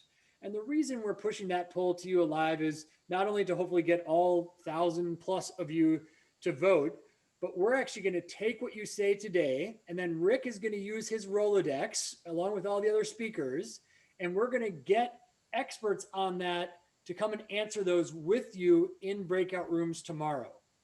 So this is not just a locked virtual conference like most of the other ones going on right now. We're going to adapt based on your answers to this question and redesign some of tomorrow so that you can participate. Rick, are you willing to step up and help us organize tomorrow to make sure we can get the topics and let people deep dive into those topics tomorrow? Yeah, I just have 2 questions, Brandon. One is reaching back into the past. Could you explain Rolodex to me? I'm a little confused by that. No, I'm kidding. That was, for those who are new, that's something we used to use back in the 20th. It had to do with your contact list. The flip side of that is ideation. Ideation, that's what we're doing right now, right? We're generating ideas. Yep. All right, one old term, one new term. Yep, love There it. So pipe in your answers there in the chat. And then as you're doing that, we'll bring up part 2 of this, ask the audience to participate. So we tried something new here that from our research, no other virtual event has done, certainly none in regards to space, is when we did registration, we asked who wanted to be a space coach. And we didn't really explain what a space coach was. And several hundred people signed up to be a space coach. After working with them more and more, we realized some of them were contracting specialists. As I know, we have a lot of organizations out here watching that are looking for ways to work with the Space Force and Air Force. Some of them are collaboration specialists that just want to help and drive the whole space industry forward. I think you said it early on, Rick, you're like a bleeding space from your veins or some comment like that, I think it was. Kool-Aid in your veins, the Kool-Aid in your veins. Oh, the Kool-Aid in your veins, yes, thank you, yes. I've been reading too much about pandemics and bleeding lately. And so we want you can click on Space Connect on the left. We do know that, at least I can see that 770 of you are logged into chat and already chatting with people. We have had reports of a few dozen people where chat isn't working. We are doing our best to get that working for who wasn't. But you would also have received an email from your space coach. So I would invite you to chat via Space Connect or the regular chat button, or email with your space coach and say, hey, this is what I'm really looking for help for.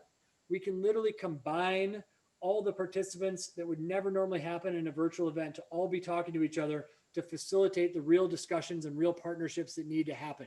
So we don't want you to listen to us the whole time. We want you to use the software and these space coaches to drive those connections forward. And Rick, I would assume you would agree that that's maybe the most important thing out of this, not you and I and all the amazing speakers, but the connections that are going to be driven from this event. Yeah, and I want to again commend AFWERX for doing this, breaking the fourth wall, as they call it in theater, in terms of getting the people working together on stuff. Much more fun to listen to folks like you and me. Absolutely. And sorry again for the pushing the technological limits for those of you who aren't able to access chat right now. We will get it back, but please do use those emails, the space coaches, and also vote on which topics. You can see that your screen has probably changed now. It looks like creating a commercial ready environment when government has been in control of space for so long. That's received the most votes so far. So pretty fun to see how everybody in the audience is interacting. Thank you. Before we go on to, well, first of all, Rick, any questions or comments you've seen so far from the questions coming in that would have to give some scope around the topics to help guide the audience, or anything you've seen from space coaches in networking that you want to talk to before we move on to the next part 3? No, I'm actually trying to navigate this thing myself right now. So it's hard to present and navigate at the same time. Yeah, well, no, I think this is great, and I think we need to take our hats off to the coaches for stepping up on this thing. The thing I would recommend is that be coachable. That's number one. Be coachable. A lot of us have gotten into this field in different ways and learned later that that thing that somebody told you that you weren't listening to before turned out to be true. Totally. Okay, so then let's move into part 3 of our little discussion here before we do this voting people off panels exercise. We're calling it Return to Earth. But we have set ourselves a challenge. So we've got about 17 people from AFWERX. We have about 50 speakers from all around the space industry, private and public. Obviously, you have Rick himself here. We're going to issue ourselves a challenge that, hey, Rick, in the next 36 hours, from all of our background and experience and with all these speakers, could we get the top 3 space relevant questions answered in the next 36 hours? That's a little risky on our part. We're opening it up to over 2,000 people saying, give us your questions. We're going to do our darndest in 36 hours and announce those answers to those questions tomorrow. I think we can give answers. Are they the answers? Only time will tell, but certainly, absolutely. Again, I think we have a lot of great people on both sides of the screen here. So yes, of course. So your screen should have just changed with that question. And Mars settlement and space navigation takes a quick lead. Look at that. So please bring those questions to bear. Rick and I will tackle our contact list to make sure we can get answers to those. And we'll come back to you tomorrow afternoon with those answers. Okay, let's move on to the next part of our day. We're calling it Return to Earth. The panelists have been prepped. They're very excited. We're a little bit nervous to have the audience vote people off, but we're also pretty darn excited about it as well. So Rick, before we introduce the panelists, we've got some technical stuff we've got to set up in the background. I'm going to kick off the question by which all the panelists are going to be asked to answer, and then have the audience vote for which ones we get to continue down the answers. So I'm going to read the question that they came up with our leadership team for it. And then I'd like you to, make sure that we can get these answered by all the panelists. So let me start here. Space entrepreneurs are actively working on various off-world challenges, and our near-peer competitors want to dominate that same high ground for their strategic advantage. Is the government or strategic community listening to those wake-up calls, or are we dismissing them as science fiction? Is there a wake-up call that space entrepreneurs need to hear? Okay, hold it. Yeah, this sounds a little Beltway speak to me. So, well, can you read me that? Don't take any offense. Yeah. Hey, can you just give me that like one sentence at a time? See if I can translate that for you a little bit here. Space entrepreneurs are actively working on various off-world challenges, and our near-peer competitors want to dominate that same high ground for their strategic advantage. Okay, so the new space race is on. And this time it's between the US commercial sector and other nations. And at the end of the day, the winners get to control the solar system. Solar system. Is the government and strategic community listening to those wake-up calls, or are we dismissing them as science fiction? Okay, so does the US government and traditional aerospace really get what's happening in the frontier, or are they kind of stuck in 20th century? All right, and is there a wake-up call that space entrepreneurs need to hear? I really don't understand the question. Have you ever been a space entrepreneur? You know we don't sleep, right? I mean, I look, the only call we want is when you can tell us where and when the check's going to arrive so we can keep our runway going and then we can save the American dream for you guys. Simple as that. Okay, so with that statement in mind, yes, the audience is going to vote, but first we have to introduce you to everyone. So Rick, as you introduce them, panelists, they're being let onto the live screen right now. So let's start. Kim, if you can let them in. Rick, please introduce our distinguished Return to Earth panelists. Yeah, so the first one here is, I love her, is Dr. Namrata Goswami. She's an independent senior analyst and author. Namrata has served for nearly a decade as a research fellow at the Institute for the Defense Studies and Analysis in New Delhi. She served as Jennings Randolph Senior Fellow at the U.S. Institute of Peace and was awarded a grant by the Office of the U.S. Secretary of Defense to study outer space great power competition. In 2019, she testified before the U.S.-China Economic and Security Review Commission on China's space program. I've seen Namrata's presentation on China, by the way. It blew my mind. And definitely you need to read her writings. Now, on the opposite end of the spectrum is an old buddy of mine, Pete Gerritsen. Pete's an independent strategy consultant focused on space and defense, and he's a senior fellow in defense studies. He's the co-director of the Space Policy Initiative for the American Foreign Policy Council and was previously the director of the Air Force University's Space Horizons Task Force, which is our think tank for space. He was, before that, deputy director of America's premier space strategy program, the Shriver Scholars. He's also the author of the book, Scramble for the Skies, the Great Power Competition to Control the Resources of Outer Space.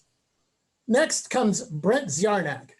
Brent is the assistant professor of national security studies at the Air University's Air Command and Staff College at Maxwell Air Force Base in Alabama. Brent is a command space operations officer in the Air Force Reserve. He's got a lot of experience in global positioning systems and space-based domain awareness, offensive space control, and theater space command and control operations. In his non-uniform life, he was a launch operations engineer at Spaceport America in New Mexico, where he helped develop some of the long-range plans for the first purpose-built inland commercial spaceport's vertical launch activity. I've been there, it's a pretty cool place. Now, Sean Mahoney, again, another old friend, former chair, by the way, of the Space Frontier Foundation, is CEO of Masten Space Systems. Sean joined Masten in 2010 as the director of BizOps and took the reins as CEO in 2013 by applying his leadership skills and transitioned the company through a period of uncertainty. In 2019, Sean led Masten through the selection process for NASA's CLPS, or Commercial Lunar Payload Services Program. Now the company has been successfully chosen to compete and deliver payloads to the lunar surface of the moon over the next 10 years, paving the way for continued exploration and colonization of the moon, settlement of the moon, and solar system beyond. And I'm lobbying Sean to get a payload on there myself. I haven't figured out what it is. I just want to send something to the moon, damn it. Still space available. Dr. Roberta Ewart, and she is the Chief Scientist, Space and Missile Systems Center. Roberta is currently the Principal Scientific Authority and Technical Oversight at the SMC, responsible for planning, conducting, evaluating, and coordinating studies and development demonstrations in space systems with SMC and the other DoD centers and agencies like DARPA. She serves as a consultant to the U.S. Space Commander and other members of U.S. Space Force and for technical judgments and evaluations. Roberta is a distinguished graduate of the United States Air Force Academy, holds multiple advanced degrees in theoretical physics, electrical engineering from the University of Colorado, Oxford University in the UK, and Stanford University. I am starting to feel like an ignorant fool with this list. Then there's Dr. Michel Gaudreau, Deputy Chief Scientist, U.S. Space Force. Dr. Gaudreau supports this chief scientist in his role as Science and Technology Advisor for the command and maintains technical interfaces with space, ISR, and cyber agencies, and with the scientific community. She's got over 35 years of government service, starting with a summer internship at the Air Force Test Pilot School.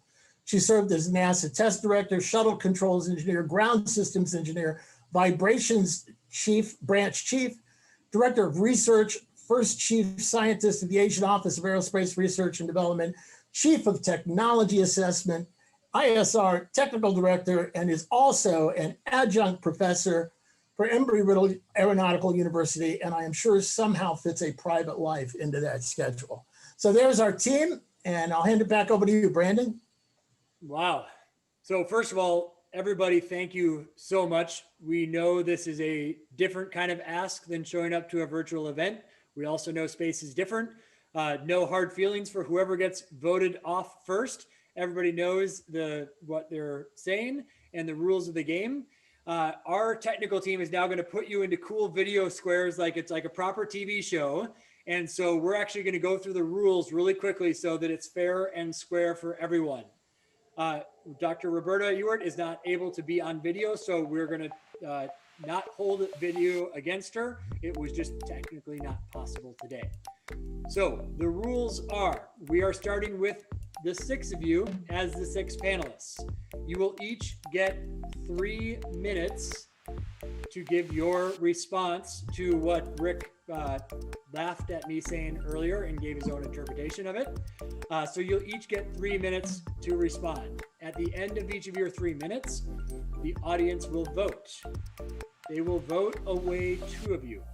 In other words, the 2 individuals receiving the least votes, we will ask you to turn your video and audio off. Don't leave all the way together yet. Just turn your video and audio off. 4 panelists will then get 3 more minutes to respond with even more vigor, perhaps building off of some of your colleagues' comments in order to bring the discussion up a level. Preceded by another vote, where we will be with just the 2 finalists. Obviously, the audience is going to select a finalist. You probably know what the prize is already, but it is a big prize nonetheless. And then Rick will rejoin us with all of us together to have a little discussion at the end, where we would ask all of you to rejoin with your video on. Any questions, comments, or concerns before we officially begin the Return to Earth session? Not sure what the official way is to do, like, good match or good game, but there you go. And for those of you who know Rick as one of the organizing committee members, we did not allow him into the details here, but he said, we got to make this event different. We got to make it gritty. So of course he is up here to be voted on or off. And Sean, the answer to your question is, are you ready to rumble? Do it. All right, Rick, if you go back on video so we can get all the cool squares up on screen here. And we will begin in the order of my Zoom screen, which is completely random. And the first 3 minutes goes to Dr. Nimrata. Take it away. Dr. Nimrata Goswami, please go ahead. Can't hear you yet. We can't hear you.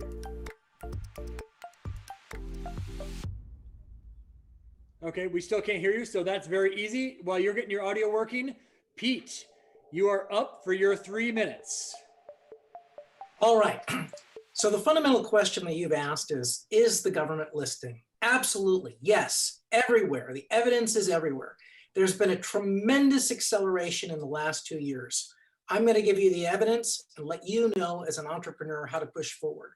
We've seen massive changes in the last 2 years. The words like cislunar economy, cislunar econosphere, industrialization, settlement, they were not part of the agenda. This was not part of what people were talking about, but you've made it that way. It was something that was sort of dismissed as sci-fi or in the future or not the subject of policy, but your government has woken up. It has woken up to the strategic economic threat that a loss of space leadership would mean. It is woken up to the visions of spacefaring advocates and entrepreneurs and that it needs to be taken seriously in policy. You now see very establishment organizations like CSIS, Aerospace, RAND, that are trusted advice givers to the government itself using these same terms. In the last couple of years, we have seen visioning efforts that have captured the entrepreneurial vision and provided it as advice. That has resulted in 3 foundational documents that have set us on the right path. But entrepreneurs cannot give up. They need now to press their advantage in shaping the space and ensuring that the battle for the soul of the Space Force comes out in an ability to defend their interests. They need to wake up, defend their interests, and organize. They cannot let those with smaller visions control the vision, planning, and budget moving forward. How do we know that the government is listening? At every level, the NASA administrator, the Secretary of Commerce, the US Space Force leadership, and particularly the tech leadership within those organizations is pushing towards building the cislunar econosphere. Beginning with the highly visionary effort by the Space Force and the Space Futures Workshop 2060, it recognized that space will be a major engine of national, political, economic, and military power, and that it should establish space settlement and presence as the primary driver of the civil space program. Later, a second visionary effort, the State of the Space Industrial Base 2020, advised that we create and define roles for the United States Space Force to protect and leverage US commercial and space capabilities, to protect civil space infrastructure, and to articulate a role for itself similar to the US Navy in securing the domain and examining its role in planetary defense, stating that an increasing presence within an expanding cislunar economy will require security and a stabilizing military presence, and that clarifying the Space Force role in protecting and enabling US commerce across cislunar is critical. Critical to our security and our prosperity. These insights have resulted in 3 rubber meets the road documents. We have to cut you off. I'm very sorry. You got extra few seconds there. I have to grant that to the other teams now. Excellent statement. Namrata, is your audio working now? Nope, not yet. So we will go on to Brent. Will you begin your 3 minutes?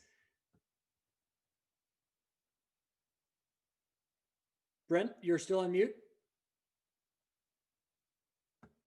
Okay, Brent's still on mute.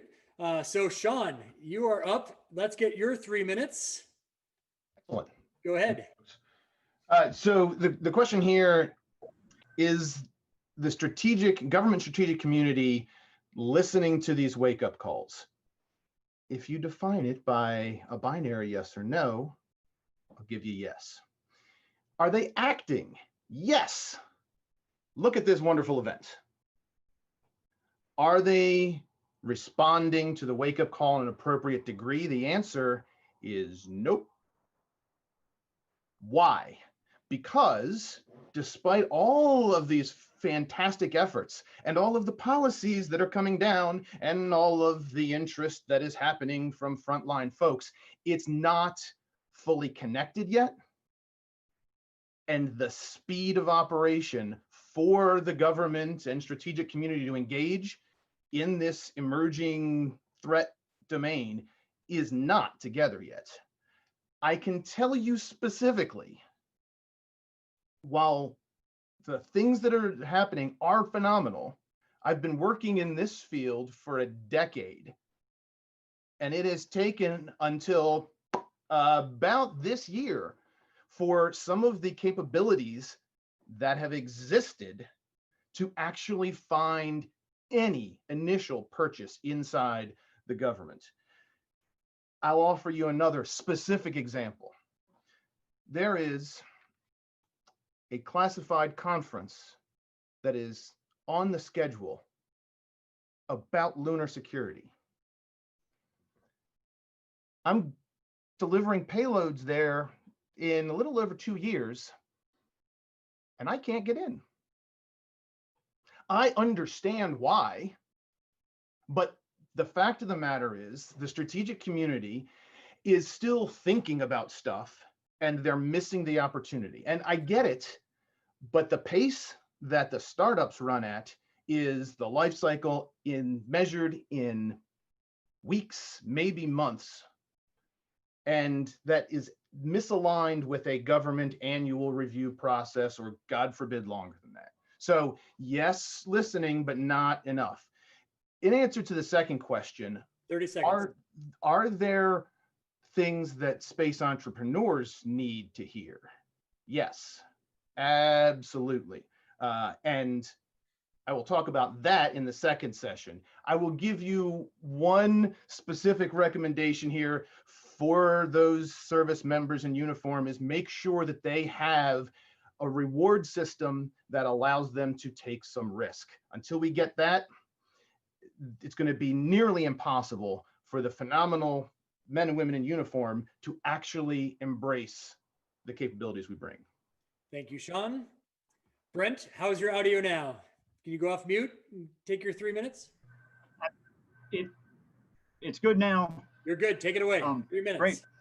So just to start off, I have to quibble with the question a little bit in that near peer is what you say when you want to feel good about sitting around doing nothing. The only people who say peer competitors in space are the people who want to win. So I want to talk to you about how we win. First of all, what's happening right now in space? Ultimately, from a whole of nation point of view, I would argue that the space enthusiasts, people that read Jerry O'Neill in the 70s and the Moon Miners Manifesto in the 90s, finally have a little bit of power in whatever field. We have billionaires that have a lot of their own money that they're willing to stake, that they do not have to go to other people for.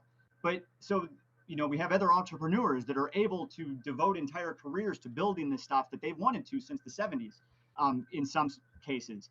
But we also have people in politics and in government that are actually trying to move forward with new ideas, new policies, new documents, like Pete Garrettson was saying, and we're all working together. But more important than that, we also have an adversary now. Instead of just having an optimistic future of this is how we can make humanity rich and an area that does not think necessarily in the same realm of freedoms as we do, they might actually get there first. And if they get there first, there are serious repercussions. So as a whole of government space enthusiast community, we're moving forward quite a bit. There is the government listening? The old guard really isn't. But for the first time that I've ever seen, they are actually on the defensive, to where we who have a better vision for the future are actually able to communicate that vision and win in the political conversation. So we need to keep pressing that advantage. Now, the wake-up call that people need today are that we have to work as a government, as a military community, as a entrepreneurial community to advance American space power on all fronts. Space superiority is not just military superiority, it's colonization, it's benefit, it's mining, it's all that. But really, how are we going to convince the rest of the government to follow suit? Well, the idea is we have to make it, in a certain sense, personal. We have to get the old guard to realize that they look foolish and behind the times in public discourse. We know we have a better vision. We're communicating that vision now, where it's the opportunity is really now. And we just need to keep talking and having our adversaries in government be conclusively looking irrelevant to the American people. Thank you, Brent. Namrata, let's try your audio again. Can you say something? Looks like it's still not working. Perhaps if you could try with your phone so we can still give you a chance. We'll go on to Dr. Goudreau. If you go off mute, you can have your 3 minutes. Can you hear me? Testing? We can. Carry on. All right, cool. So I agree a little bit with Sean Mahoney that it's not a yes or no question as a government and strategic community. listening to these wake up calls. But I disagree in a little bit different way. I think some of the community is listening and paying attention and doing stuff like we said, but there's other members that are not really getting it. They don't really, or they look at it a different way. So I think the real effort here is to really, make them realize that, as Sean says, the the commercial industry is moving ahead. They're going to be building stuff. They're going to be making stuff. And so we need to try to help them establish that economy going. And what do they need to do that? They need the infrastructure. And that's where I keep running into problems, I think, with my strategic community and with my other peers, is trying to realize that, we need to help these guys get up there. We need to help them establish it. We need to establish the infrastructure. Right, so we need to be able to give them position, navigation, and timing services up in Cislunar. We need to be able to perhaps give them fuel. And so those are things that possibly are going to be commercial entities. But how do we enable those commercial industries to take off and to really make an effort to get things going up there? So in terms of what is some people think this is still science fiction. Just a few months ago, I was still hearing, oh, the business case doesn't close. The business case doesn't close. But from the young startups, they're hearing, yeah, we've done the math. It does close. We just need this much to get started, or we need a little help here, or we need a launch. So I think, the two sides aren't really talking. So I really want to try to get that economy going. What I am hearing from a lot of startups is, once I get up there, and I'm going to put this, multi-million-dollar, asset up, that's a commercial asset that I own, that's possibly doing something that the Chinese aren't real happy about. Like maybe they look at this as a competitor, right? How do we protect them from, and protect their asset? Or how do we help them keep from getting their services stolen by pirates, as it were? So we need to really look at that and really figure out, how are we going to protect our U.S. national interest in space? And actually, not just for the U.S., but for the whole world, for the whole free world. We really need to do that. So I'm looking forward to moving forward with people that are trying to do that, to try to establish that infrastructure. Thank you, Brandon. Over to you. Thank you. Dr. Roberta Ewart, would you like to go? Test 1, 2, test 1, 2. Yep, we can hear you perfectly. Your 3 minutes begins now. Thank you, Brandon. First, I'd like to thank my colleagues, Peter, Sean, Michelle, and Brent. Great comments. Just so everyone knows, I'm actually at the interface between space entrepreneurs and the government. We work on these issues every day. Bottom line up front, yes, we, when we means me, and representing the government strategic team, are listening. But as always, the step is, how do we convert the listening to doing? I'll embellish on that in a moment. We are not dismissing our space entrepreneurs as science fiction. And yes, there is likely a wake-up call for the entrepreneurs, and I will leverage off of comments made by the previous speakers to try to establish it. I think the foundation of the wake-up call is still appropriate business case analysis. It's all well and good to be visionary, folks, but a lot of us still need to pay our mortgage, put our kids through college, and so at some point, one has to make sure these business case close, or we are putting these brilliant people at risk in their long term. So let me go back to the fact that we are listening. As many of you have heard with the space policy and strategy documentation, there are always instruments of power that must be woven together to be successful. And we are going through a stage where many of these instruments of power are not being woven together successfully because our teamwork at the highest levels is not there right now. You probably all know about the standard 4 instruments of power: the diplomatic, the informational, the military, and the economic. These need to be brought together and teamed, but there's also, I believe, 3 more candidates on the horizon we should consider adding to this group. There is a financial, an intelligence, and a law enforcement item. They're called the FIL. So possibly if we get the chance, we can talk through how DIME, D-I-M-E, diplomatic, informational, military, and economic items can be woven together to help entrepreneurs in the long run if we have time. I will tell you that each of the elements of national power responds differently over different timeframes, and the government synchronizing these efforts, it's going to be difficult, but I'm sure we can pull it off as a nation. 10 more So, seconds. let me, Dr. sorry, Ewert, sir? 10 more seconds. Go ahead. Oh, sorry. Just for the entrepreneurs, this is not a single-minded pursuit from an economics perspective. We need to weave you into the larger instruments of power. Back to you, Brandon. Thank you very much. Namrata, let's I think you've dialed in on the phone now. Can we hear you? Namrata?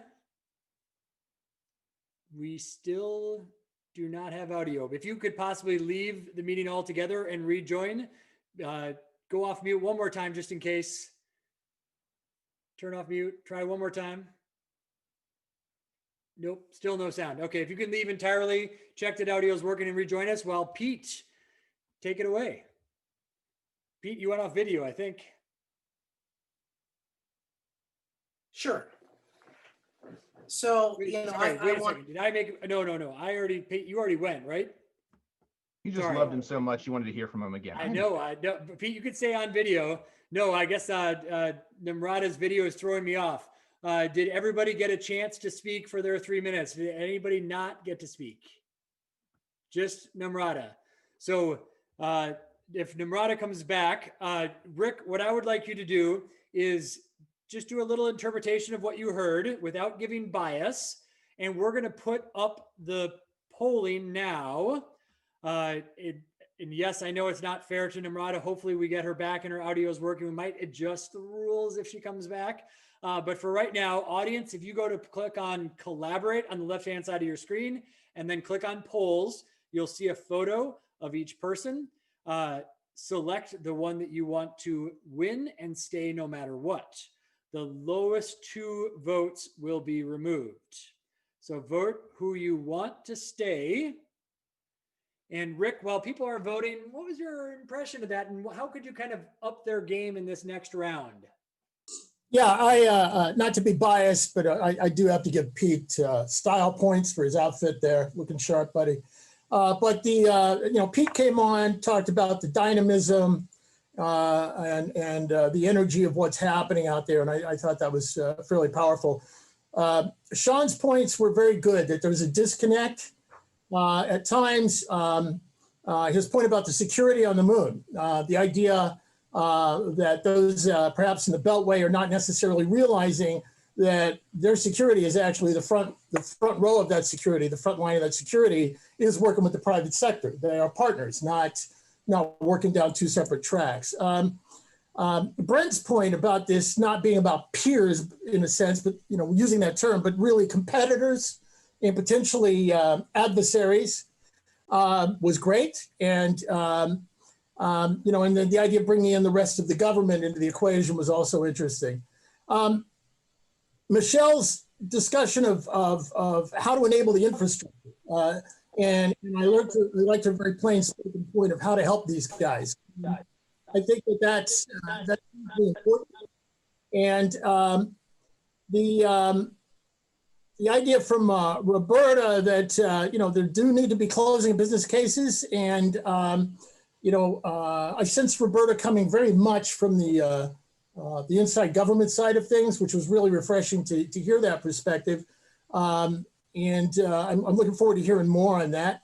Namrata was, of course, incredibly eloquent. And no, I'm kidding. Let's see if she's back. We give her 3 minutes. Namrata, can we hear you?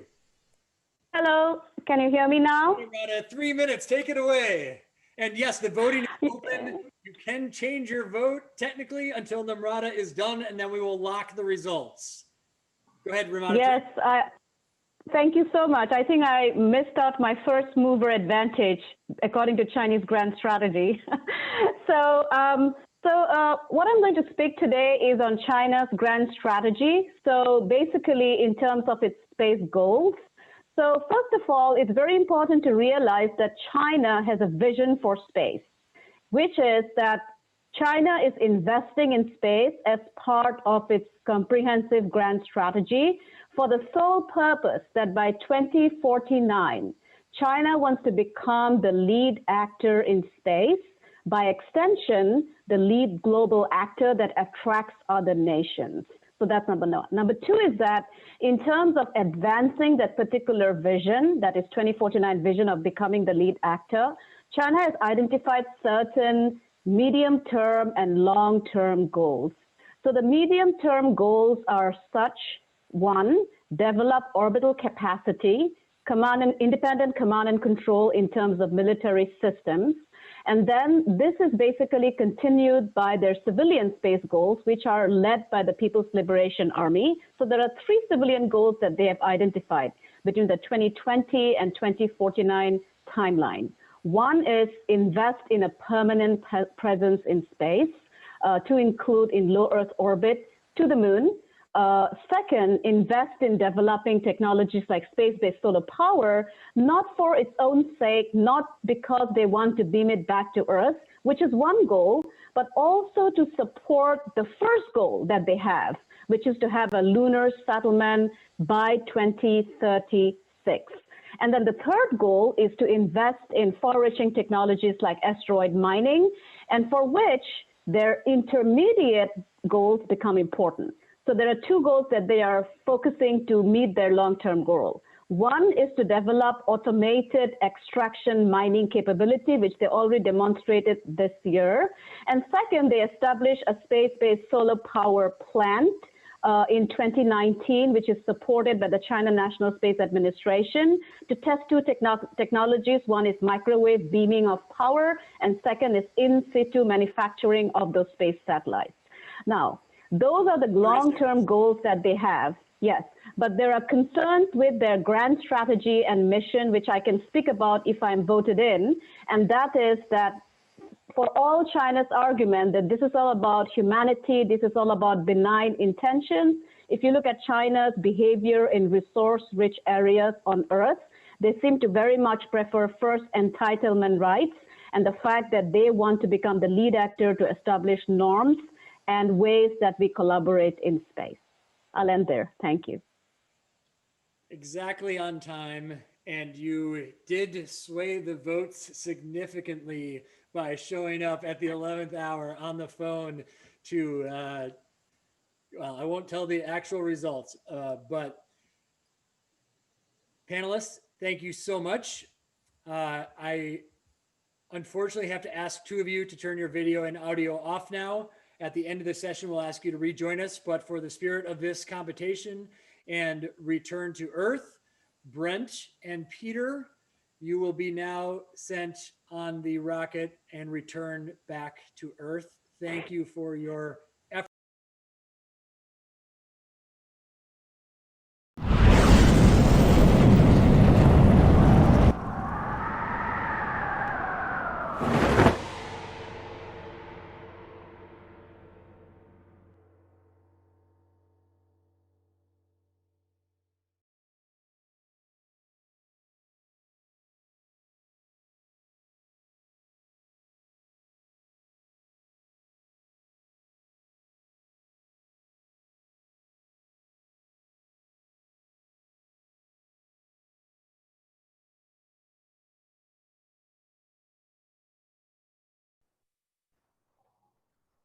And welcome back. We're sorry to have lost Peter and Brent, but we have 4 amazing finalists here, and we are going to give Dr. Namrata Goswami, now that she's back live and in audio, her 3 minutes for round 2.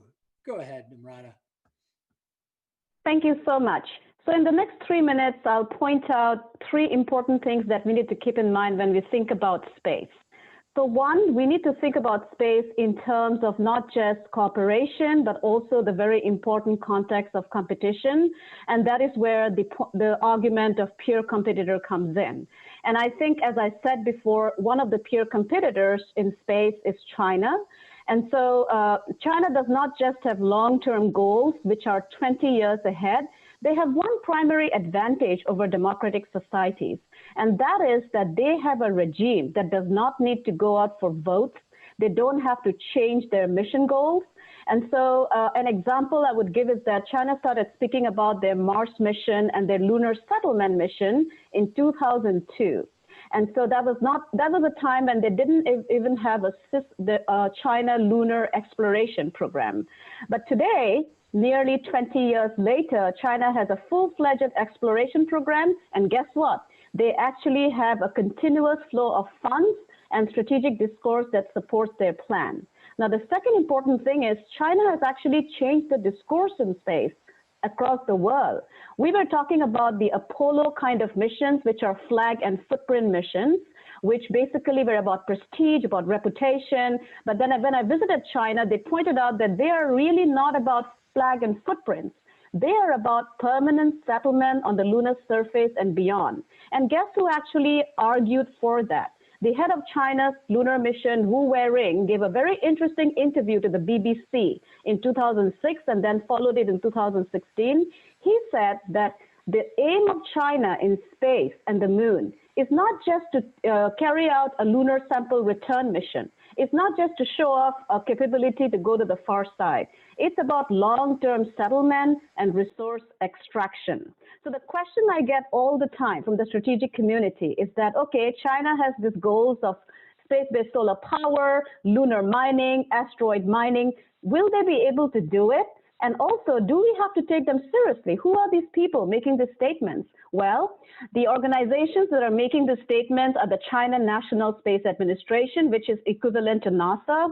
President Xi supports that particular perspective of China becoming the lead actor through his grand strategic positioning of China as the lead actor through his China Dream.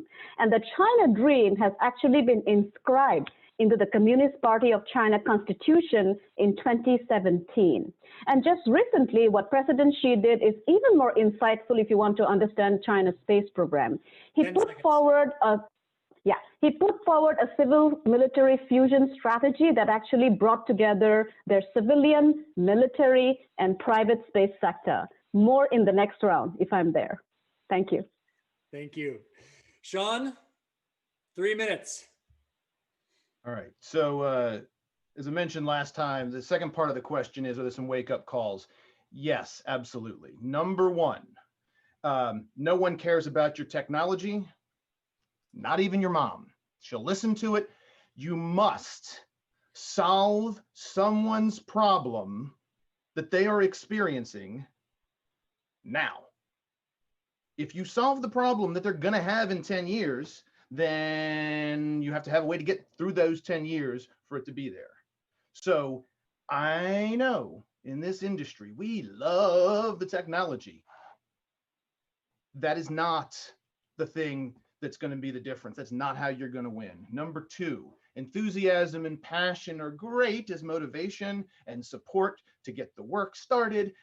Dave Maston, when he started this, had passion for the business. And frankly, none of us really know if we would have advised him to do it at the time. We're very glad that he did. You need that passion, you need that enthusiasm, but similar to the technology, it is not sufficient. You have got to build on that passion and actually make sure you are building a company, building a business. If you are not doing that, you are not going to passion your way to space. It's just not going to happen. And the third thing that I would say as a major wake-up call is do not confuse the bright, shiny future world of tomorrow with the dark, gritty future of next week. And this shows up all over the place. And we love to listen to the Reverend Rick talk about our great future. But we also know that the grind and the work is real. And so if you, in your enthusiasm and your vision of the future, you start thinking that tomorrow is here now, you're going to be sorely disappointed. And you know what? Maston has learned this. We sold over a decade ago You could spend $99 and get a soda can sized payload past the Kármán line. $99 is not going to get the company to the Kármán line, no matter how many $99 things you put together. So it was a great idea, and several people still have that on contract. So maybe we'll bump them up to the moon for free. But the entrepreneurs have got to wake up and have got to be serious about this instead of just being blustery and full of enthusiasm. I will say in closing, I have some suggestions, both for the government and for the entrepreneurs, and some tools to help navigate this next phase. Thank you, Sean. Roberta, you're up. 3 minutes. Thanks, Brandon. I will return to the theme of converting listening to doing. I previously discussed a couple of areas that we could weave together in a teamwork fashion. Let me just quickly score those elements. I think right now it's a bit of a stretch to ask our diplomatic team to have the capabilities to do some of the things.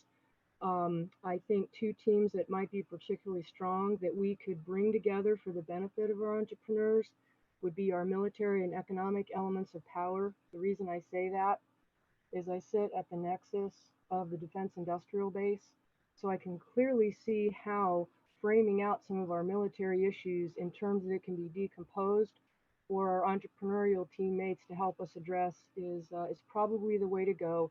And I think since last summer, we have been making that effort. So if you all need to actually look at some data, I think we have been making progress in bringing together the military and economic elements of power into a teaming arrangement that could benefit our entrepreneurs. And again, converting from listening to them to doing things with them and making progress. I'm hoping that my other colleagues on the call who have the skill sets in the other areas might be able to weave together how possibly the diplomatic and informational arenas could also be looked at. I am unfortunately not as well versed in those areas. I also think the informational and economic is really ripe for some additional teaming behaviors. We have a very strong tech sector. We have an ability to bring together informational and economic skills. So again, that might be a particular area one of my colleagues can speak to. I also mentioned that aside from the four traditional elements or instruments of power, we've recently learned of a softer set of elements, financial elements, ostensibly led by our Department of Treasury, and how we manage our funding and how we manage worldwide accounts. That could be brought to bear to this team. I would particularly enjoy seeing our financial, military, economic community really get behind space commodities. I think we have an opportunity there to do some great things. In the intelligence arena, I think the 17 intelligence agencies can always improve the value that they're giving to the decision trade space. And another one I can't really help with, but it's important, is our law and enforcement teammates. I think China does respond to the rule of law. It's not exactly diplomatic, and maybe Namrata can possibly address that. So I'm opening the floor now to my colleagues to possibly extend this this thinking process of going from listening to doing using the instruments of power. Back to you, Brendan. Thank you very much. Dr. Michelle Gaudreau, bring us home for this round. Your 3 minutes begins now. Okay. Thank you. I want to concentrate on the wake-up call for the space entrepreneurs question.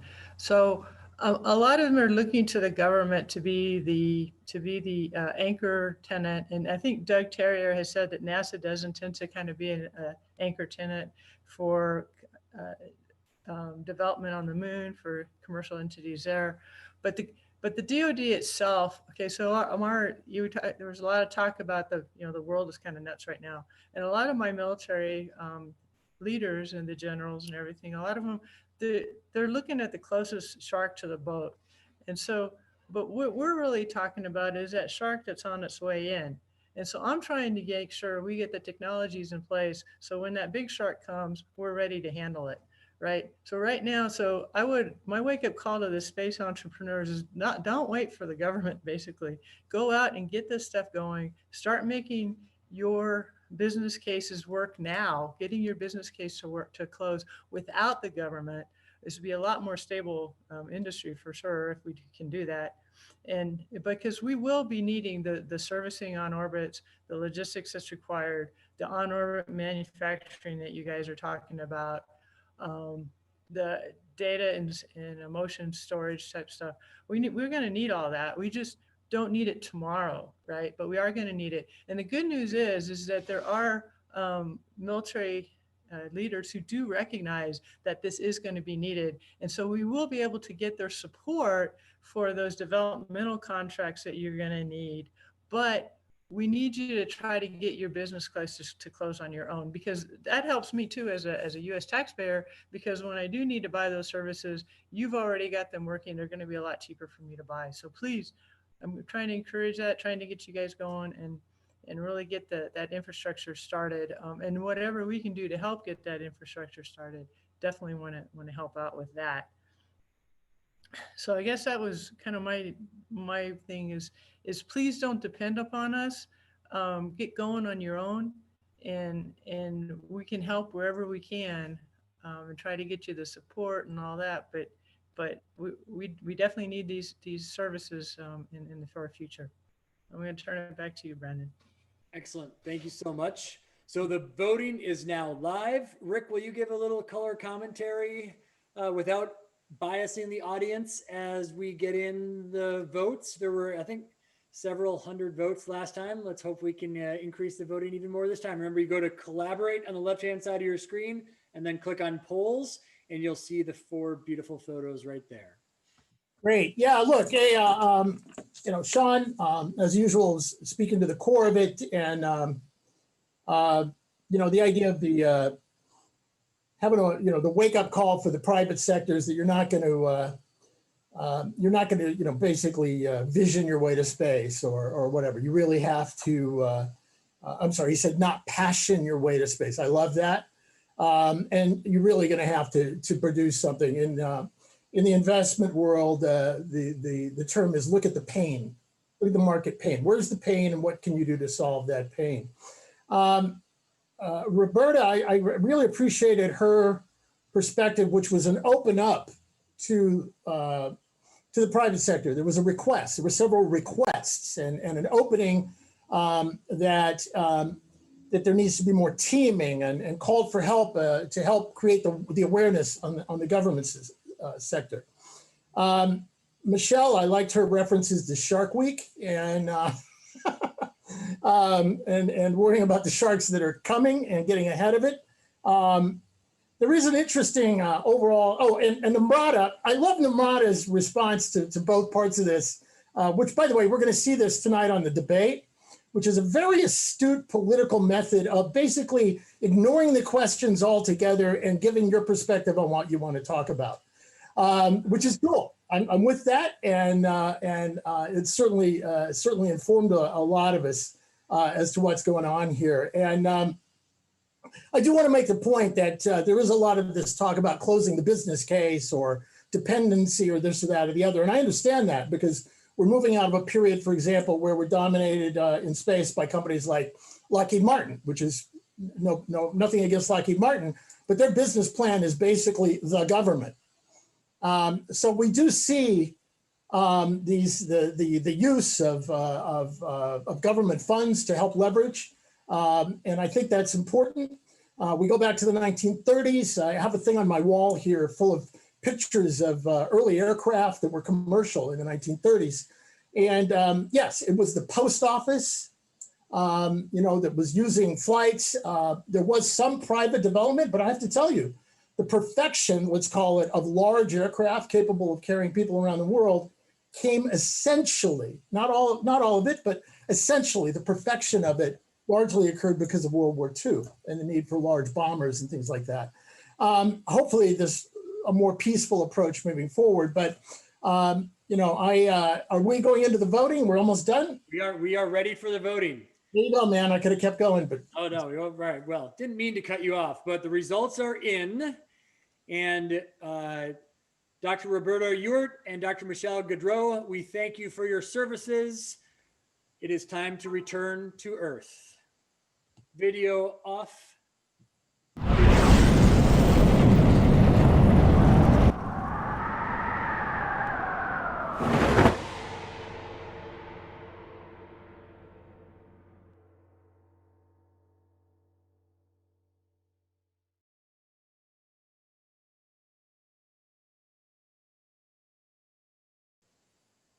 Welcome back to EngageSpace. We have our two finalists, Sean and Namrata. Honored to have you here, although at the same time, I'm a little bit shaky having kicked off panelists or letting the audience kick off panelists for the first time in certainly space virtual event history, maybe a lot of virtual event history. So I'll put those tremors aside because I'm sure the two of you are much more nervous about giving your final 3 minutes to wow the audience and bring our whole space frontier forward. Namrata, you got to go first twice. So Sean, you get to go first, and Namrata, you get to bring it home. Sean, 3 minutes, go. Thanks, folks. So we talked a little bit about the wake-up call for our friends in the government and the wake-up call for some of those entrepreneur fellows in the world.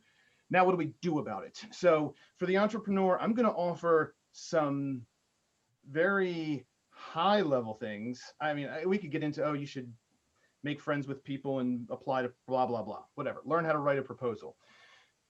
Step one, choose to evolve past your base biology. Train yourself on how to avoid the common pitfalls of human decision-making. I know this sounds very generic and it's very high level, but it's absolutely essential because with your passion, there's emotion that is getting in the way of your ability to use the tools that humanity has developed to make smarter choices. So number one, pay attention to cognitive biases and train yourself and train your team to avoid falling prey to those things. One of them in particular, and this might be also a little strange, stop creating in-group, out-group dynamic in your narrative. Why? Because it winds up splitting things, and we are not in the point in the market where we want to have, oh, well, those are the people that we don't want to work with. No more engineer versus the business guy BS, no more old space versus new space crap, no more employer versus employee nonsense, no more absolutely none of this business versus the customer insanity. This is the way we've chosen to do things at Maston. I will not let someone get away with saying, hey, I'm going to be a capture manager. We do not capture our partners. We work with them. So, and the third one here is maybe even more macro. Revel in the struggle. This is going to be hard, no matter what you do. So you've got to have the consciousness to say, you know what, this is cool in that I am doing it, and not put all of the value on what may or may not happen at the end. To the friends on the government side, 30 seconds. We've got to get past the idea of, oh, well, we can't take risk. It is incumbent on the leadership and the middle management to find ways to reward evaluation process, not necessarily the outcome. You members of the service, you're suffering innovator's dilemma and fighting the last war. You have partners that want to help you get out of it. You've got to be willing to accept some risk. Thank you, Sean. Namrata, your final 3 minutes before the voting begins. Thank you. So I have 3 wake-up calls for the audience. Number 1, do not underestimate China. There is a tendency to underestimate China's space program, its innovative capacity, the skill of its scientists. And I think that what China has shown with the landing on the far side of the moon, their development of quantum unhackable satellite, their lead in artificial intelligence, lead in 5G, is that they are becoming an innovative society where their scientists and engineers and thinkers are getting educated abroad and then going back. That's number one. Number two is that their private space sector is actually catching up. So iSpace has already launched orbitally. LinkSpace has already shown to the world that they are investing in a reusable launch capability. They tested that last year, where one of their rockets went up 300 meters and came back. So that's that they're focusing on. They plan to launch a reusable launch capability next year. iSpace plans to do that. So they're actually catching up with the U.S. private sector as well. In fact, inspired by the U.S. private sector like SpaceX and Blue Origin. The third wake-up call is that China is building a very legitimate structure where it's investing in its Belt and Road Initiative, Space Information Corridor. It has become a power with an independent Beidou navigation system. But what is very, very insightful is that it's offering its space capability, infrastructure, cooperation with the United Nations Office of Outer Space Affairs as an alternative to the US-led world order. Now, is that good or bad? Competition can be good. It can bring about innovation. It can bring about a lot of, skill sets.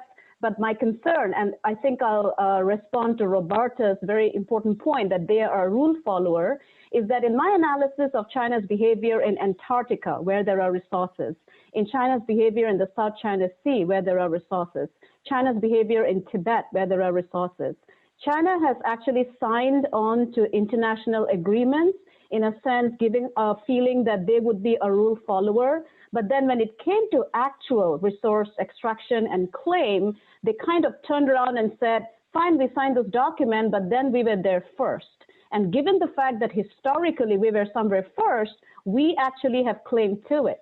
And this is actually a dangerous situation. As I speak today, they are actually signaling to Taiwan. They have hardened the islands in the South China Sea where there are disputants of other nations.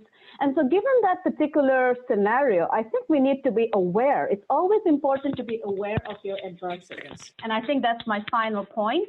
And then my last point would be that if you want to think of a situation on the moon, and I'll end with that if you have a base, China has a base on the south pole of the moon, and then it has first presence rights. It can deny somebody else the capability to land there as well. And that's the future we need to think about carefully. Thank you so much. Excellent. Very different points of view. Voting is now live. Rick, if you would like to give your take on this, remember again, if you're on the YouTube or Facebook live stream, go to conference.engage.space.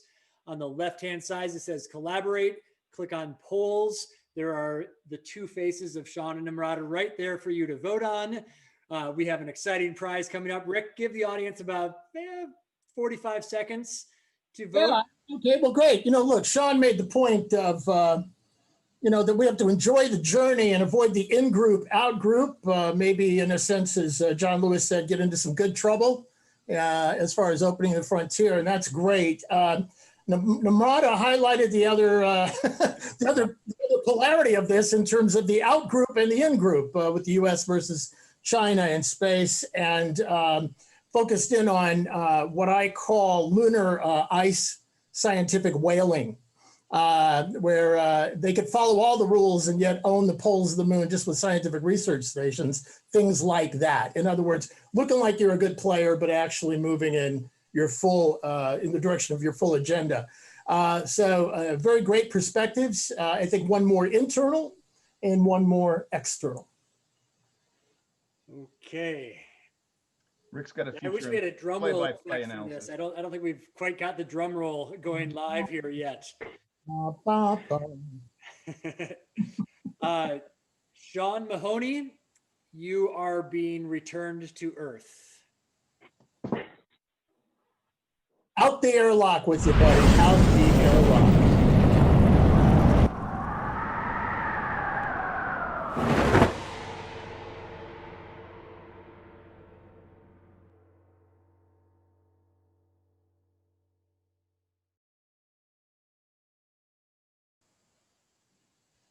Nimrata, congratulations. Everybody has been returned to Earth, starting with 6 of us. Would you like to take the stage for just 1 minute and give your summary before we invite all of your fellow colleagues back on screen? Absolutely. What a pleasure. And I'm glad my first presence rights were not given as the core priority and I came in late. But I think what I would like to leave the audience with is that it's very important to respect another country that has a different system and has a different way of functioning. And I'll leave you with one final thought, and that is I'm reading Liu Shisheng's Dark Forest, which is Chinese science fiction. And in that particular science fiction, he talks about the Chinese Space Force and what the Chinese Space Force should be doing for humanity, and that is asteroid defense, fighting against the Trisolian civilizational coming in and attacking Earth. And so what I see is that there is this conversation around international legitimacy, international positioning, and also in terms of offering themselves as the more attractive version of who the world should follow. And I think what the US space community, including entrepreneurs, should understand that we might think that Chinese private sector is very open and based on freedom. But just last week, President Xi sent across a document called Xi's Thought, in which it is made mandatory that even private space sectors that think of space as inspirational will have to be under the civil-military fusion strategy. I'll end there, and thank you so much for this platform. Thank you, Nimrata. If everybody else can come back on screen. Thank you, Sean. Thank you, Dr. Gaudreau. Thank you, Brent. Peter and Roberta, we know you're there too. Let's close this out where everybody just gets their final 30 seconds. Last final comments. Brent, let's start with you. Yeah, thanks for having me on. One thing that I would like to say that I really couldn't is when people think of DIME, they're thinking diplomatic, informational, political, or military and economic power. I like that as a memory device, but really the economic power underpins diplomatic, information, and military power. So they're not partners. In space especially, we're going to have to think of economic power as the most important and really the reason that we do space to begin with. So, awesome. You know, that's what I got. Thanks a lot. Thank you so much. Brent, Peter, you want to give your final 30 seconds? Sure. I would just say that, you know, if anybody in this community has not yet read the, you know, the 3 foundational documents that have come out recently, which is the White House Deep Space Exploration Vision document, the Space Force Doctrine, and the NASA Space Force MOU, those are the documents that establish for your community, you know, the words and things you can use to press harder. They are the ones that talk about cislunar space, that talk about U.S. vital interests beyond space orbit, that lay out, you know, where the cislunar economy is going, and that the government itself has actually adopted development, exploitation, industrialization, and settlement. Thank you, Peter. Sean, last 30 seconds. Yeah, first of all, I want to thank my fellow panelists. I've learned so much from all of you already. Second, thank you to AFWERX. So the question of, is the government responding? Yes. The work that has been done by AFWERX to reach out is phenomenal. I still think we are missing some of the wake-up call in the speed of action, but I am very hopeful for the future while understanding that I've got an abyss sitting right off the ledge. So thank you, everybody. Love it. Thanks, Sean. Dr. Gaudreau? You're on mute. Sorry. Oh, I've turned my camera off accidentally. Sorry. Yeah, really glad to be a part of all this. It's great. And echo Brent Sarnik's comment about the economy is what it's about. And Namrata's, you know, her warnings. I think the way we enable the free world is by doing that, is establishing the economy. And if people aren't watching what's going on in Hong Kong, they really need to do that, because yeah, you didn't touch on that at all, Namrata, but it's really scary what those people are going through. And so we need to support Hong Kong. We need to make sure we stay free. Over. Thank you, Michelle. Roberta, our last 30 seconds for the Return to Earth section. Return to Earth competition, really. Go ahead. Yeah, Sean, hey, thanks for the AFWERX shout out. We're really proud of it. Be aware the SpaceWorks is soon coming. For the whole community, recall that what drives us ultimately is the industry S-curve. We need to engage on the discussion of how to lower the barrier to entry or the height of the S-curve and compress the initial experimentation phase so we can get to the dominant design more quickly. I think that will help the whole community. It will definitely help the entrepreneurs and the overall industrial base be strong in the face of the conflict to come. Thanks so much, Brandon. Thank you. And once again, all 6 of you, thank you for going out on a limb, taking a risk to be voted off here. It means the world to us to keep everything innovative in front of a couple thousand people. So thank you. Have a great afternoon, evening. Hopefully stay around and watch our next 3 pretty cool speakers. Rick, would you like to tee up our next set of speakers? Everybody else, thank you so much. See you on the other side.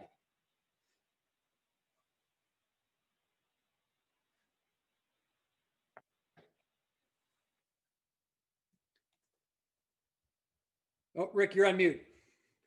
First of all, did you enjoy that Return to Earth? Had you ever voted people off before? Well, I didn't vote. I was trying not to. Now, I have talked about putting people out the airlock, but that's very particular and aimed at a very specific set of people. None of them were on this panel. Yeah, I do want to, they were fantastic. I learned a lot. And I think a lot of this boils down to, in a sense, paraphrasing one of the Roosevelts, which is to, talk softly and carry a big rocket. And that's kind of where we need to be. And well, we've got 3 guys that kind of do that, right? So let's introduce them. Yeah, let's do that. And I want to bring in the big rocket folks here. So we have a couple of great speakers coming up on our strategic vision section. The first is Colonel Russell Tien, the chief architect in the design of the Integrated Space Enterprise for the Space and Missile Systems Center. He's responsible for program management for the U.S. Space Force capabilities in service and in the development, and for the integration of commercially viable technologies into the U.S. Space Force programs, which is obviously what we're all about today. So I want to hand it over to you, Colonel Tien.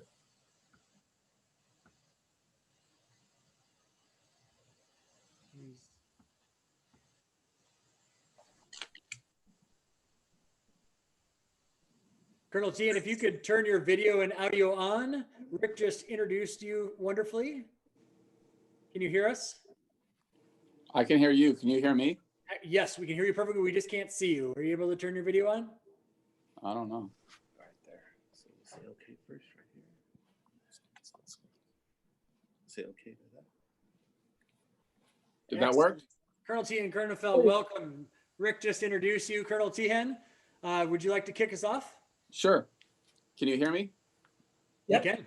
All right. So, hey, everyone. Thanks for having us. I just wanted to kick it off on behalf of SMC and AFRL. We have Colonel Eric Felt and myself here. Wanted to make sure that we said hello, kind of gave a good idea of where we're going strategically on the AFRL and SMC side within U.S. Space Force, give you a few ideas of where and how to engage with us and work with us, and then we'll go from there. So right now, SMC and AFRL have kicked off a lot of activity within our ecosystems relatively. Colonel Felt and I work hand in hand. In fact, we talk and work together a lot. So whenever you meet with one of us, you're essentially meeting with the 2 of us. We're both have been working innovation for a long time.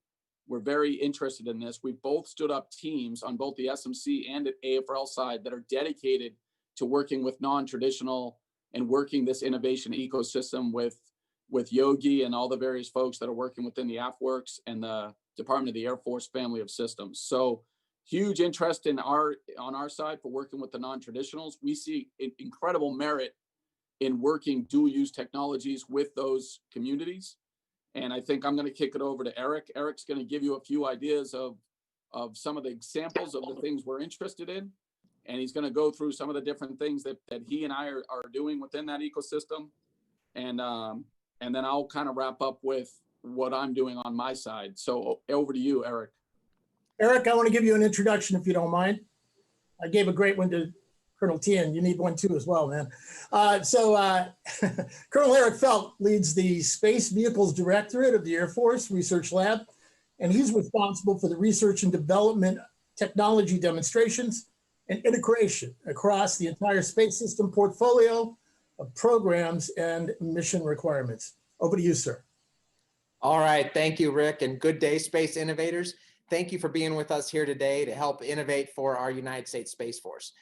The reason we do this and the reason we care so much about innovation goes back to our national defense strategy. And if I had to summarize it in 4 words, deter China and Russia. All right. Now, as innovators and within the research lab and SMC, our strategic vision flows from that. And it's really to innovate, to maintain a strategic technical edge over our competitors.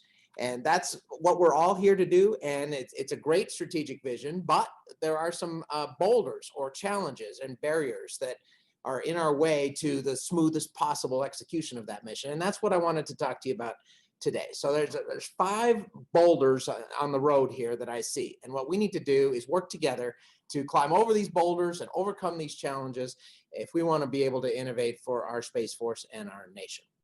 Now, the first boulder that I see is that we have very limited funding available for science and technology in our business. AFRL has historically been funded with 1.9% of the Air Force budget. And that is not a lot to get after innovation in such a technology heavy area such as space. So, what are we going to do about that? Well, we have to make the most of the money that we do have, and we have to leverage dual use technology. We are in the middle, fortunately, of a space renaissance that is being driven by the commercial side of things. And all this commercial activity in space is fantastic because that is extra innovation that we can use on the DoD side to help us get after these limited budget, the challenges of the limited budgets.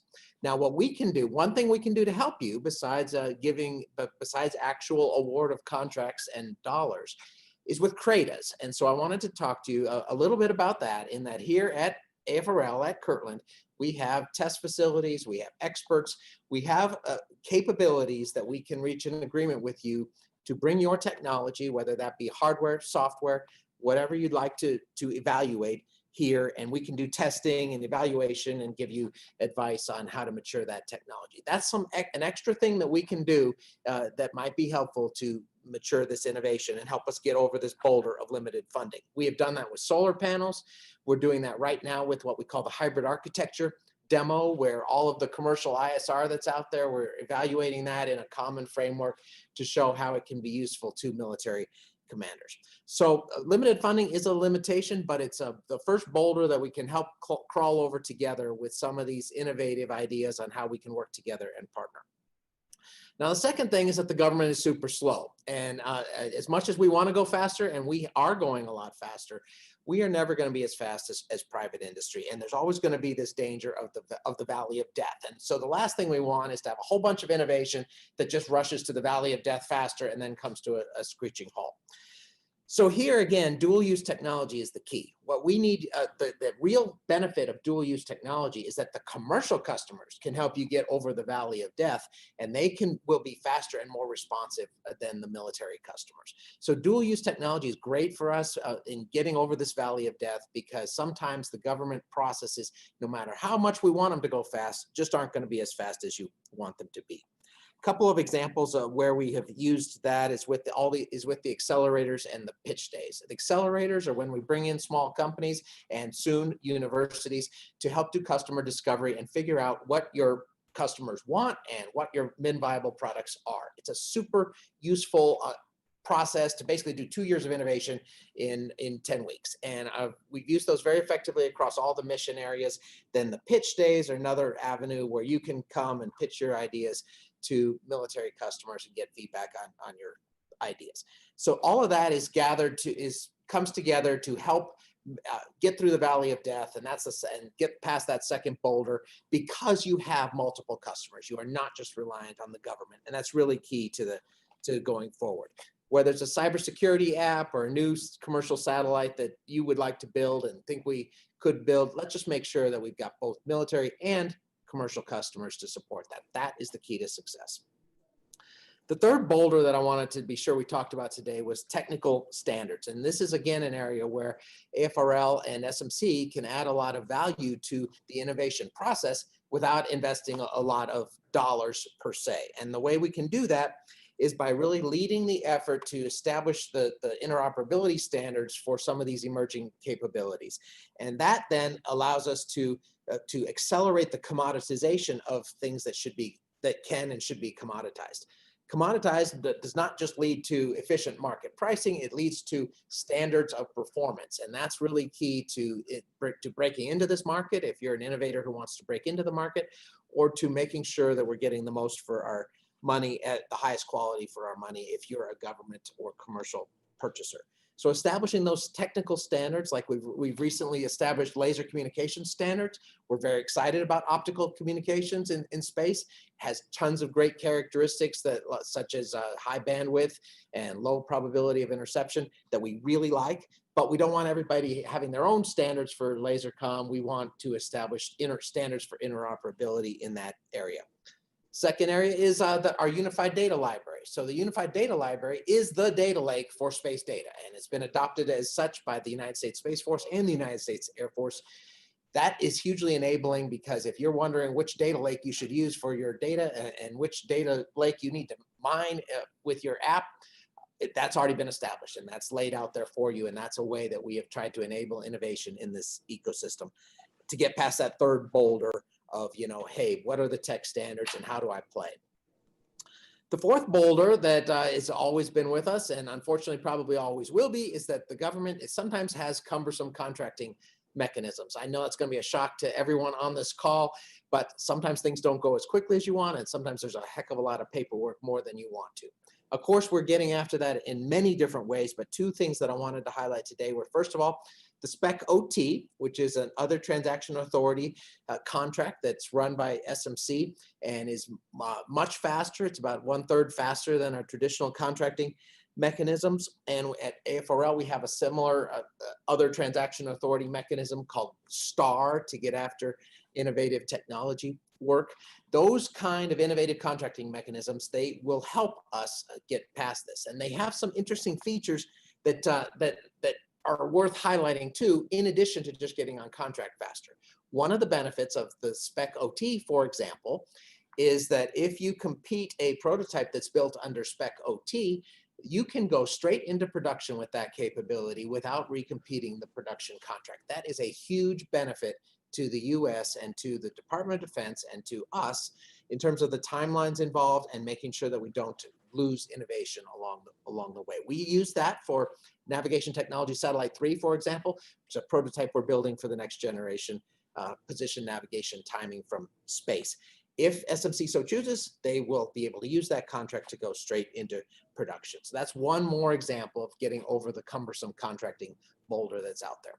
And the fifth boulder that I wanted to talk about, how we acknowledge that it's there in the path and we would like to help you climb over it by working together, is the cumbersome customer discovery process. And I'd already talked about the accelerators and the pitch days, which are opportunities for you as a small company or an academic educator to come in and work closely with customer discovery. Go out and interview 100 customers to discover what they like and don't like and what your min viable product should be. We can provide the access to the operators and to the program office representatives that you need to help do that customer discovery. So that's how we will help you with that part of innovation and getting past that. We've seen some good successes in that regard. The one thing I wanted to highlight was up at the Catalyst campus using an SBIR. We very quickly developed a space cockpit idea based on gaming technology that imagine you're sitting on a satellite. You want to look over here and see what you see, look over here and see what you see. That was the idea of the space cockpit that the operators came up with. And by quickly coupling them together with some gaming technology innovators in the software world, we're able to get that prototype working within a couple of months. That's an example of the kind of rapid innovation that we can see when you bring the operators together with the innovators and the technology folks like we're trying to do. So those are 5 boulders that I see, and some of the things that we have done at AFRL and SMC to help you climb over those boulders, but we need your help. And really, I think by working together, we'll be able to overcome these challenges and these barriers and get us to where we want to be, which is where we can out-innovate anyone. And when we can out-innovate anyone, because we're of these great processes that we have, and because we're so united in our efforts here, that'll help us get to our strategic vision of being able to stay ahead of our peer competitors that are out there. So that's where you can help us. And I'm now gonna, when you do get done with your innovation part, the most likely customer for that's gonna be SMC. And so back to you, Russ, for how they can get their new ideas into SMC after we're done maturing and developing them. Couple more minutes, Colonel Tian, and then we've got a friend of yours that's joining us, waiting in the waiting room right now. Keep them in the waiting room. No, all right. So I just have a couple things to wrap up. So I liked, so again, forgive us for just giving the joint briefing, right? Eric and I wanted to show a united front and have Eric brief a lot of the stuff that we're doing across the 2 communities. The only thing that I would highlight to the group is those boulders that he said. We have active folks within the ecosystem, within AFWERX, AFRL, SMC, and other arenas that are there to Sherpa you, help you get through stuff, figure out the next gate, figure out how we can partner. Is it an SBIR? Is it a crater? Is it time to get onto the spec OT? We can work that stuff with you. The one thing I would leave you with that is probably the thing that most of the innovative dual use non-traditional groups need help with is realizing that sometimes the very technology or the very capability you're bringing in will change the way the Space Force thinks, and they may not know how to acquire you the correct way. There are times where Eric and I are working with folks, and the non-traditional partner has a different way of doing launch, a different way of providing a service, a different way of providing a capability. Make sure you're working with us and you're open to, well, Russ, I could provide that capability, but why would you ask me for the data? I could provide you the final service. So make sure you're not taking the government literally. A lot of times the real innovation that happens is a totally different way of doing operations, where you don't do things the way the Space Force would have done it in the 80s. You help us transition to a totally different concept of operations, a business model, a different contract vehicle. Make sure that that discussion is happening as well. So I just wanted to kind of highlight that. Eric and I talked about that earlier. We have the mechanisms in place, but don't go through the mechanism and think and feel not empowered to challenge the very capability. And it's entirely possible that it's more efficient for the Space Force to shift the way it does business to meet you than it is for you to slow down and do things an old way. So that was just my parting comment. Wanted to thank everyone for the time. And again, Eric and I look forward to working with you all within the ecosystem. Over. Thank you, gentlemen. Before you go, Colonel Diller leads AFWERX that we're all a part of here putting this on, and Agility Prime. Colonel, if you want to come on in the video, he was an instructor pilot for the F-16, a test pilot, a space and cyber program manager, the chief of the Air and Space Requirements and the Joint Staff, and he has degrees from the Air Force Academy, Harvard, MIT, Aero from France, and the National Defense University. Colonel Diller, pleasure to have you here. Anything you want to say to these other guys before you get to give the AFWERX vision? No, mostly it's just a huge thanks for the opportunity to be part of AFRL. Thanks for the great partnership that we have across AFRL, and in particular, excited to dig in over the next couple months in particular on some of the space capabilities and how we in AFWERX can help become better partners internal to AFRL in developing those capabilities. So fantastic discussion points there, gentlemen. Thanks for your participation here, and thanks for the partnership that you have. Thanks, guys. Thank you. And Colonel Diller, thanks for letting us innovate in AFWERX here. I'm proud to present that we have done 0 PowerPoints since this session has launched. I'm getting word that it's the first time in military history this many hours has gone by without a PowerPoint. So cheers to innovation in one very small way. There you go. It's been a pleasure, Rick and I, leading this group so far. And we would love to hear from you, your vision for AFWERX, and to the approximately about 2,000 people that have been watching today. So we'll go video off and let you talk. Super. Thanks a ton, Brandon. Thanks to all the team that have been putting this together. Thanks to Colonel Tien in the vision that they have had for space in the Air Force Research Laboratory. And thanks in particular to all the folks that are out there. I want to talk just briefly on what we see in AFWERX, this somewhat redeveloped AFWERX just over the last few months, and how we plan to leverage the really excellent work that has been happening in the challenge space, and what we hope to do with our 3 different somewhat ad hoc innovation initiatives that have started in the Air Force and that our leadership has recently pulled together under one AFWERX. Those initiatives, as you are all familiar with, is AFWERX that's been here now for a few years, and the name that continues to endure under this new construct. The other 2 are AFVentures, that I'll talk more to, and Agility Prime, a program that was nicely launched by Brandon and his team back in April with really great help from all of them. So I want to talk just briefly how these all fit together and how we think that this creates a very compelling opportunity for those of you out there in the commercial sector, as well as our different innovators that are here in the government, for an opportunity to work with AFWERX, an opportunity for partnership. And I'll tell you, that idea of partnership is the foundation for AFWERX, creating those partnerships across different organizations, across a diversity of backgrounds, in ways that are going to create the most innovative capabilities. And so I'll talk just briefly to that. And it starts first with the idea that today, so much of the research and development, so many of the fantastic ideas are happening in the commercial space. And we're thrilled about that opportunity and thrilled to think of new ways of building the domestic industrial base, and then thinking as well about our partners that are out there,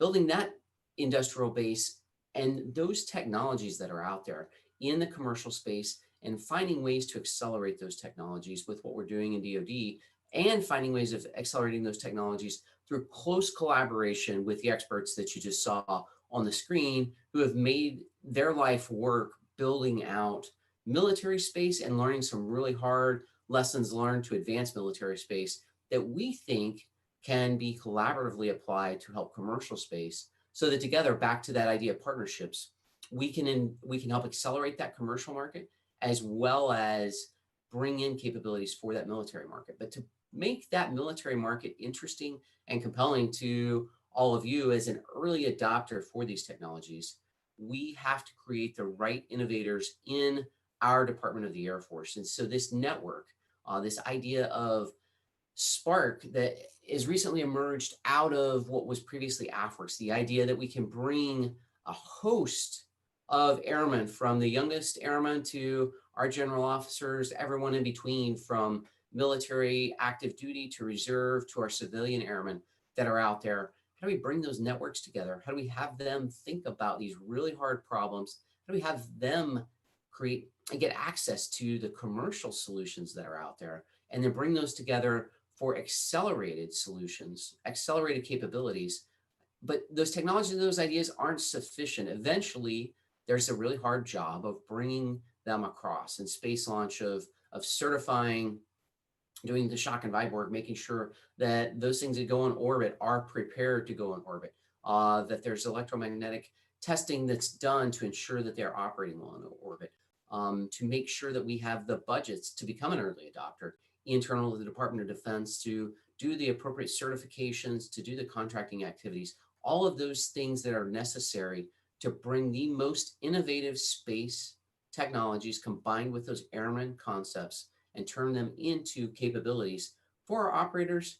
And we're hoping that by doing that, we're also creating a small market for the most nascent technologies that have brilliant, brilliant futures. And we're bringing them across, and we're accelerating them in ways that we would not be able to do without those partnerships. So those three parts, this last part being Prime, the first of those was Agility Prime. And so you might have heard about the flying car opportunity that's out there in the commercial sector that we're looking to accelerate in DoD.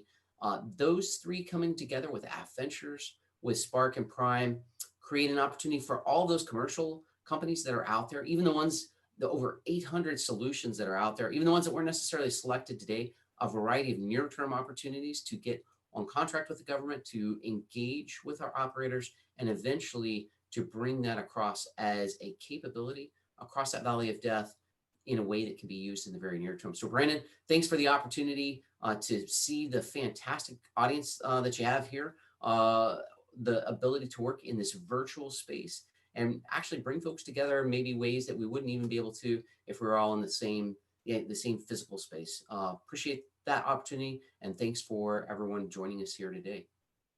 Thank you very much for allowing us to be creative and innovative live in front of a very, very big audience. The space coaches are going nuts out there. I love it. They're connecting hundreds and hundreds of space innovators. It's really quite fantastic. Rick, we're going to go back to the entrepreneurs now, the exhibitors, the 72-ish companies that we're focusing on today. We're going to bring Heather back on screen, who's been channeling that process the whole time. So us old guys get to step out of the way and let Heather explain every detail about how looks like 1,450 people watching could go join these space showcases. So Heather, I'll be gone for an hour. Rick, see you back here in an hour. Heather, take it away for the showcases. Absolutely. So welcome back, everyone. As we mentioned earlier today, if you were here with me earlier today, our space showcases are a great way to meet those exhibitors that we're here for today. So what you can do is on our site, scroll down to the showcase page, and you'll see the space exhibitor discussion breakouts section. And each of these is clustered together for our exhibiting teams. And you'll see each of them set up in a cluster for the type of exhibitor that they are. So you'll see global space transport and delivery and persistent ISR groups. And all you'll need to do is to click into Learn More Live, and you'll be taken directly into a chat with a cluster of exhibitors. And these are people that entered our open call for submissions for our space challenge.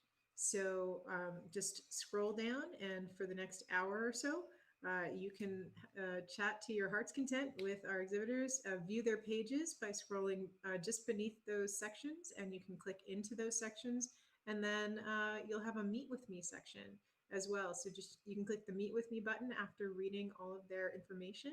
But yeah, have fun and chat away.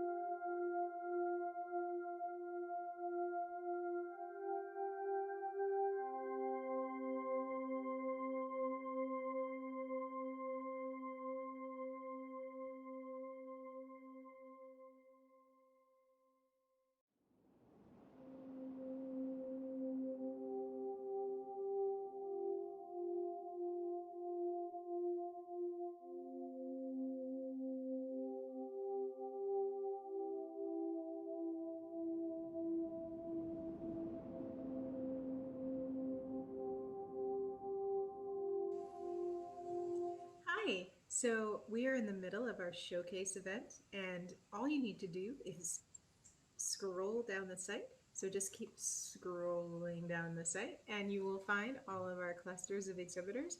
You can find them grouped by either the global space transport or the persistent ISR challenges. And each of our exhibitors are in nice little clusters together. So all you have to click is the Learn More Live button, but just scroll on down until you find the Learn More Live button in those clusters. And we'll see you back at 3:30.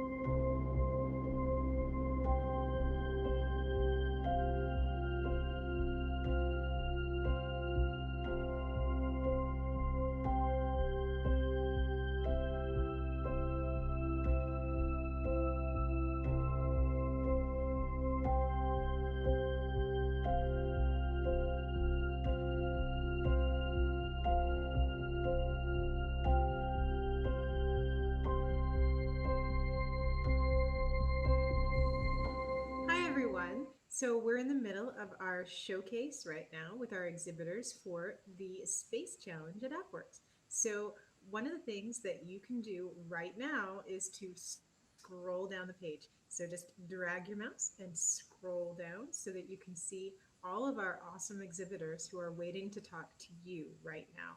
So all you have to do is scroll down and click Learn More Live. And they are grouped together in helpful clusters in the two different types of challenges that we have.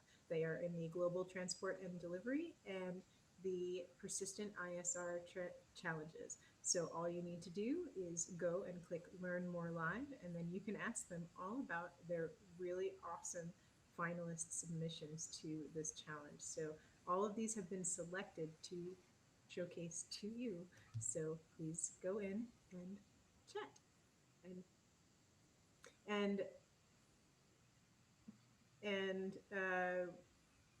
I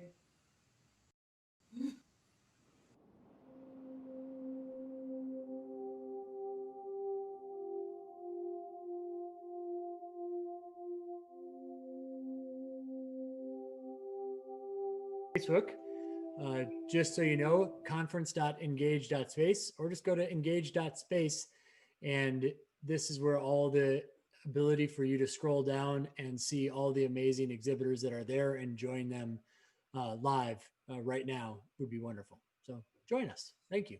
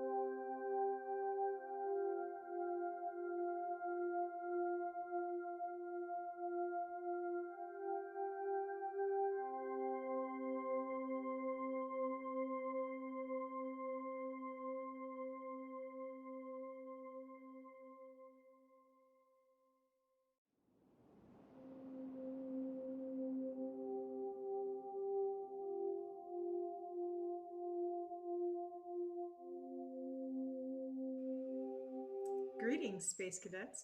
I am joining you from our wonderful EngageSpace Central. So here I want you to join our exhibitors who are speaking to you from their little outposts on our space station here today. So if you will scroll down and see them on the EngageSpace conference website. If you're joining us from YouTube, go to engage.space. There's no .com, it's engage.space. Scroll down and click Learn More Live on the exhibitor cluster of the people that you want to see. And then we will be back with more conference information and more agenda stuff in 20 minutes.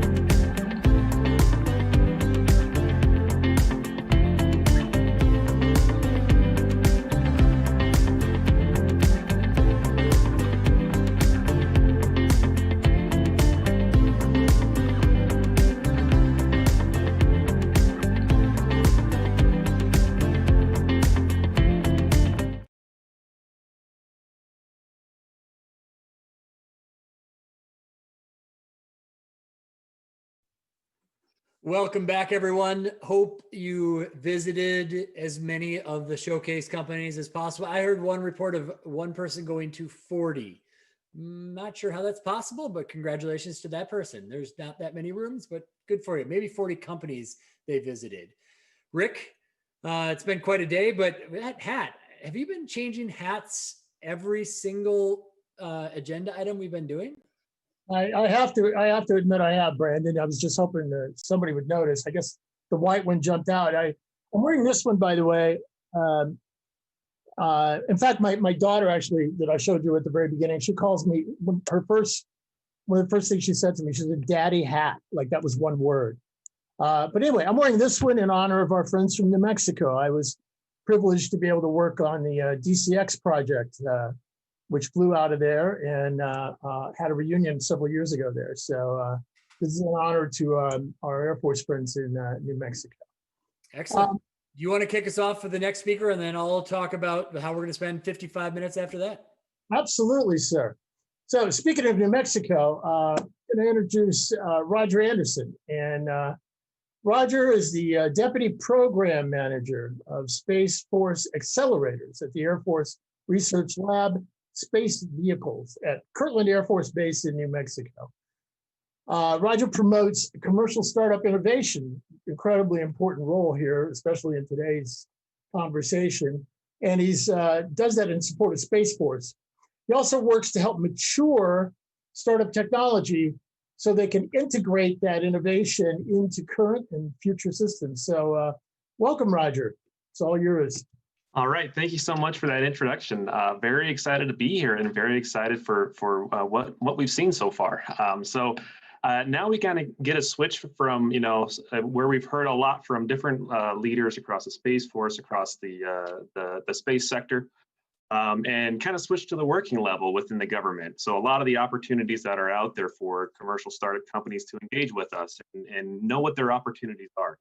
So my team, we've been working accelerators for several years now, and the accelerators that we run directly are Catalyst Accelerator, and we also run the Hyperspace Challenge. But we also work very closely with other programs, such as the Space Force Pitch Day, International Space Pitch Day, Pixar's accelerators, and other efforts going on to support the commercial space startup industry. And I'm excited to get to present this to you today because our programs often have operated as minimal viable products where we're, kind of taking the startup perspective and trying to build something from the ground up and trying to do rapid iterations of our programs and change each program so it's not the same way before. We're learning each time we run an accelerator or each time we run one of these innovative programs and trying to improve on it. And up to this point, these programs have often operated independently, where we've, for example, set up Catalyst Accelerator and really focus on what are we doing with Catalyst Accelerator. And as we're going forward, we're trying to take all these different innovative efforts and align them so that they're working together. There's more awareness what the other programs are doing, and that's the way the startup and small businesses can know, where might I go after this? What are the other opportunities out there, and have a little bit more clear visibility about how to get engaged with this. So, having said that, I kind of want to dig down into some of the programs, what we've seen with these. So with the accelerators that we've run, we've seen what's been really useful to both the startups, small businesses, and the government is discovery. So startups are able to come in and, they often will come in with certain assumptions about who their customers in the government are, about what their technology might address, and they're able to validate that or discover new customers they weren't, maybe considering before. And so it's really about discovery for the startups and about discovery for the government as well, because the government is able to discover new technologies.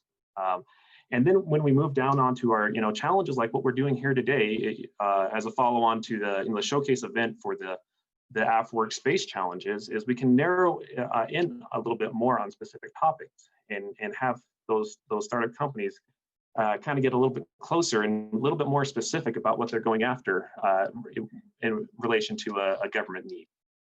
And we also have the Hyperspace Challenge that does the same thing, where it spends a lot of time really understanding what specific needs are across the Space Force and the Air Force, and then putting those out to the startup community so they can address those. And after the startups and small businesses go through all this kind of, whether it's the business model development through the accelerators or really understanding what the customers need, we go on to how do we fund these efforts? How do we get these companies started? And we've heard some about the SBIRs and STTRs, and which is a great way to get some seed funding to these companies. And there's opportunities today to learn a little bit more about these. But also there's the Space Force Pitch Day, where companies can pitch their technology to the Space Force. There's DIU, where they can get have some ability to prototype. Spec OTA, which we heard a little bit, the Space Enterprise Consortium, where they can also get have some ability to do some prototyping. And then there's the strategic financing that was stood up by Air Force Ventures, where we're taking big bets on certain companies. So a lot of opportunities out there, and we're trying to connect all these together. We really want to make sure that there's a clear understanding of what this ecosystem is, and that we're supporting that ecosystem and supporting the startups as they come through this. So now you have a chance to learn and engage with those different entities out there. So take advantage of this time and really see, go to a program that you haven't heard of yet before and learn something new about an opportunity where the government is and the Space Force is trying to support you. Hey, thanks, Roger. That was great. And yes, this is really an amazing opportunity we have here. So the way this works is that we have 18 companies and individuals, and on the website right now, you can scroll down. If you're just watching on YouTube or Facebook, you go to conference.engage.space. Those links are available there. The page there, you can scroll down to see all the different amazing speakers that are there, the topics that are going to be covered, the background, and you just click on there to join. It's really quite simple. You click Learn More Live. It's that easy. Learn More Live. We have Zoom operators there. We have space coaches there to help you out. And of course, the amazing speakers. So we want you to take Roger's advice, choose something maybe you don't know as much about or want to learn about, and you go visit them. It's going to be 20 minutes with one group of people and that speaker, and then you get to move to another group for 20 minutes. So in other words, you get to see two speakers. So just using the first two as an example, if you want to see Brigadier General Stephen Bucky Butow, you go to him now. At the end of 20 minutes, the session will end, and then you go to the Valley of Death with Megan Crawford. Don't forget to scroll all the way down. Some of the best ones are right at the end of the list. I know it's a lot of scrolling, but AFWERX and the SBIR overview from Zoe Walters, she's amazing. Definitely go visit her group as well. But once again, you're only going to two, one for 20 minutes, quick little 2-minute break, and then you go to your second one. So enjoy, stop watching me, go click Learn More Live, and choose the two you want to see. One round of 20 minutes, second round of 20 minutes, enjoy.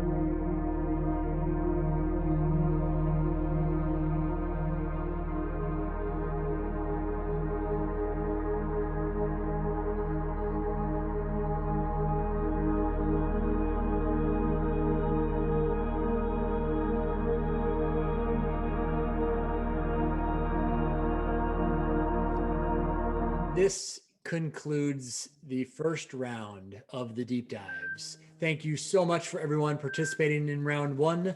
Especially thank the presenters, and please, if you can hear me, begin to make your way back to the website where you can scroll down to see an amazing 18 different topics that you can go and choose from.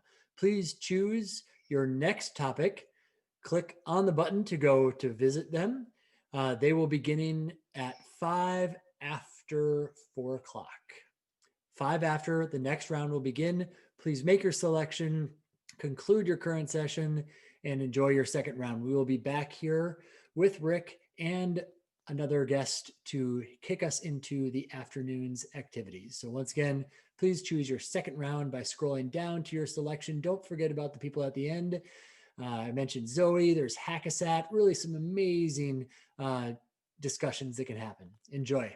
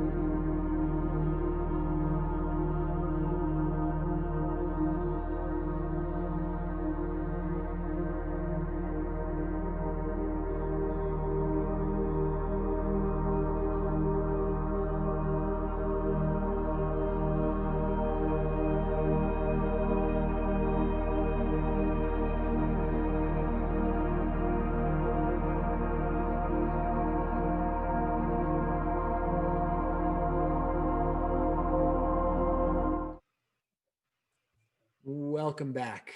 I hope you enjoyed the 2 rounds of the deep dives with the 18 different speakers. I've been getting some information coming back in from our Zoom moderators. It seems like there's been some pretty lively discussion. Very nice to hear.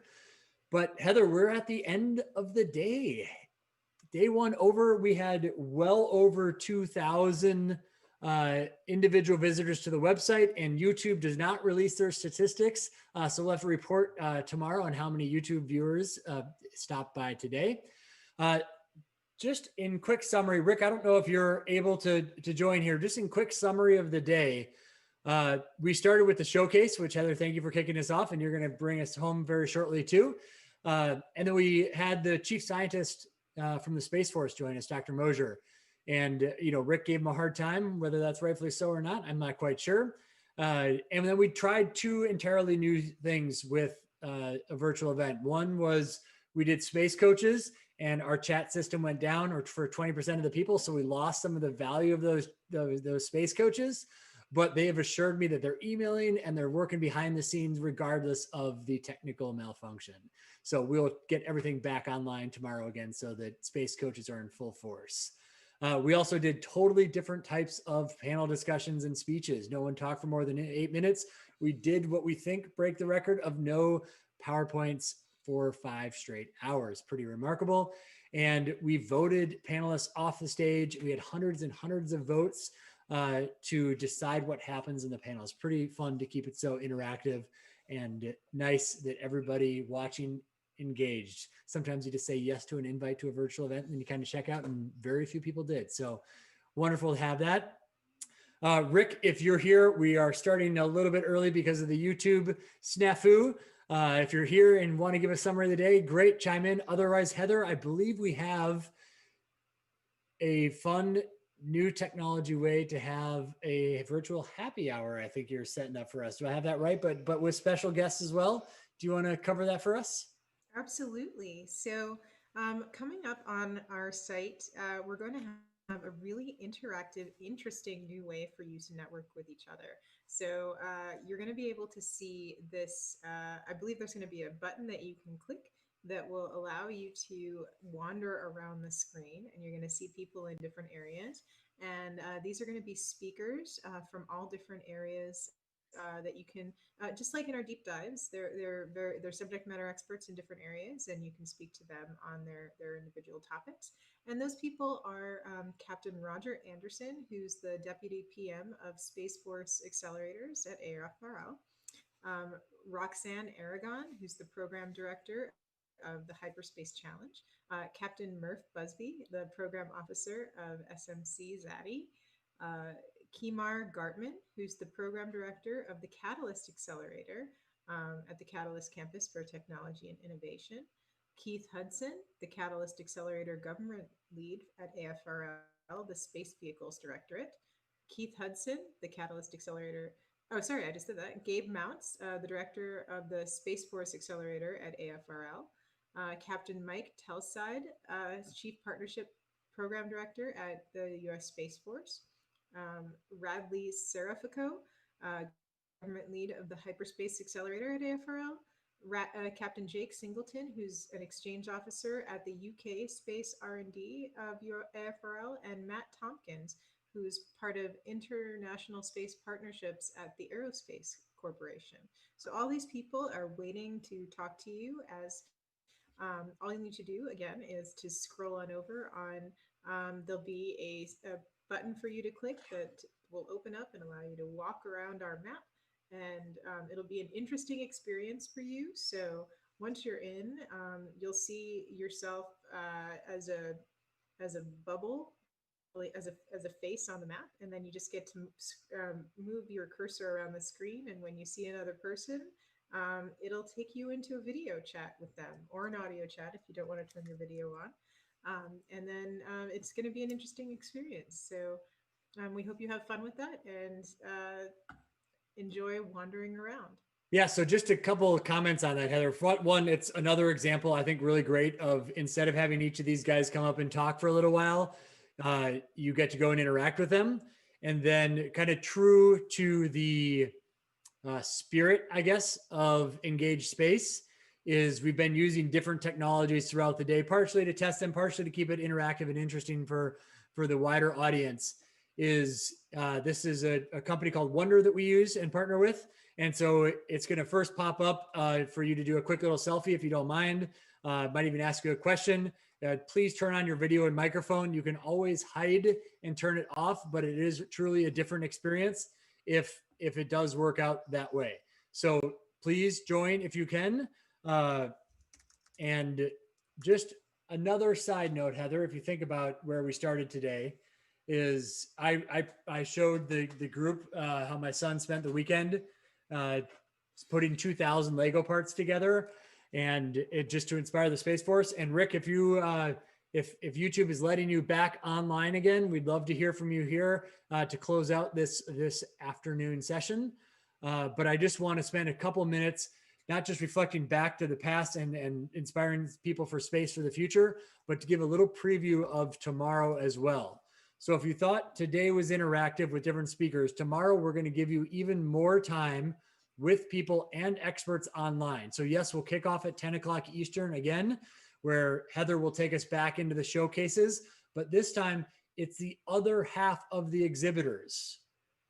It was only half of them this morning and this afternoon. You get to meet the other half today that we've clustered together to make it even all that much more engaging for them. We have a couple of surprise speakers that are going to be showing up to keep you going. You also remember earlier today, Rick and I had people vote for what topics that they wanted to most discuss. So we're working behind the scenes to narrow those topics down, get experts for it, and give you time in Zoom meetings to discuss with them. So not us on the broadcast the whole time, but actually in those Zoom meetings with people. We're going to do the showcases twice tomorrow, just like we did today. And then we've got a panel. Of course, we're going to make it a little more interactive and interesting than a traditional panel, but learning from successful entrepreneurs. We've got Orbit Fab, Maston, Offworld, Crowd AI, Aquarian Space, and AFWERX there. It's going to be a lot of fun. We'll wrap it up with some funding and contracting pathways. And then to bring it all to a close, we're hoping to narrow down those 172-ish selectees to a smaller group yet to drive the path forward. And that will be the cap on tomorrow's two-day EngageSpace event.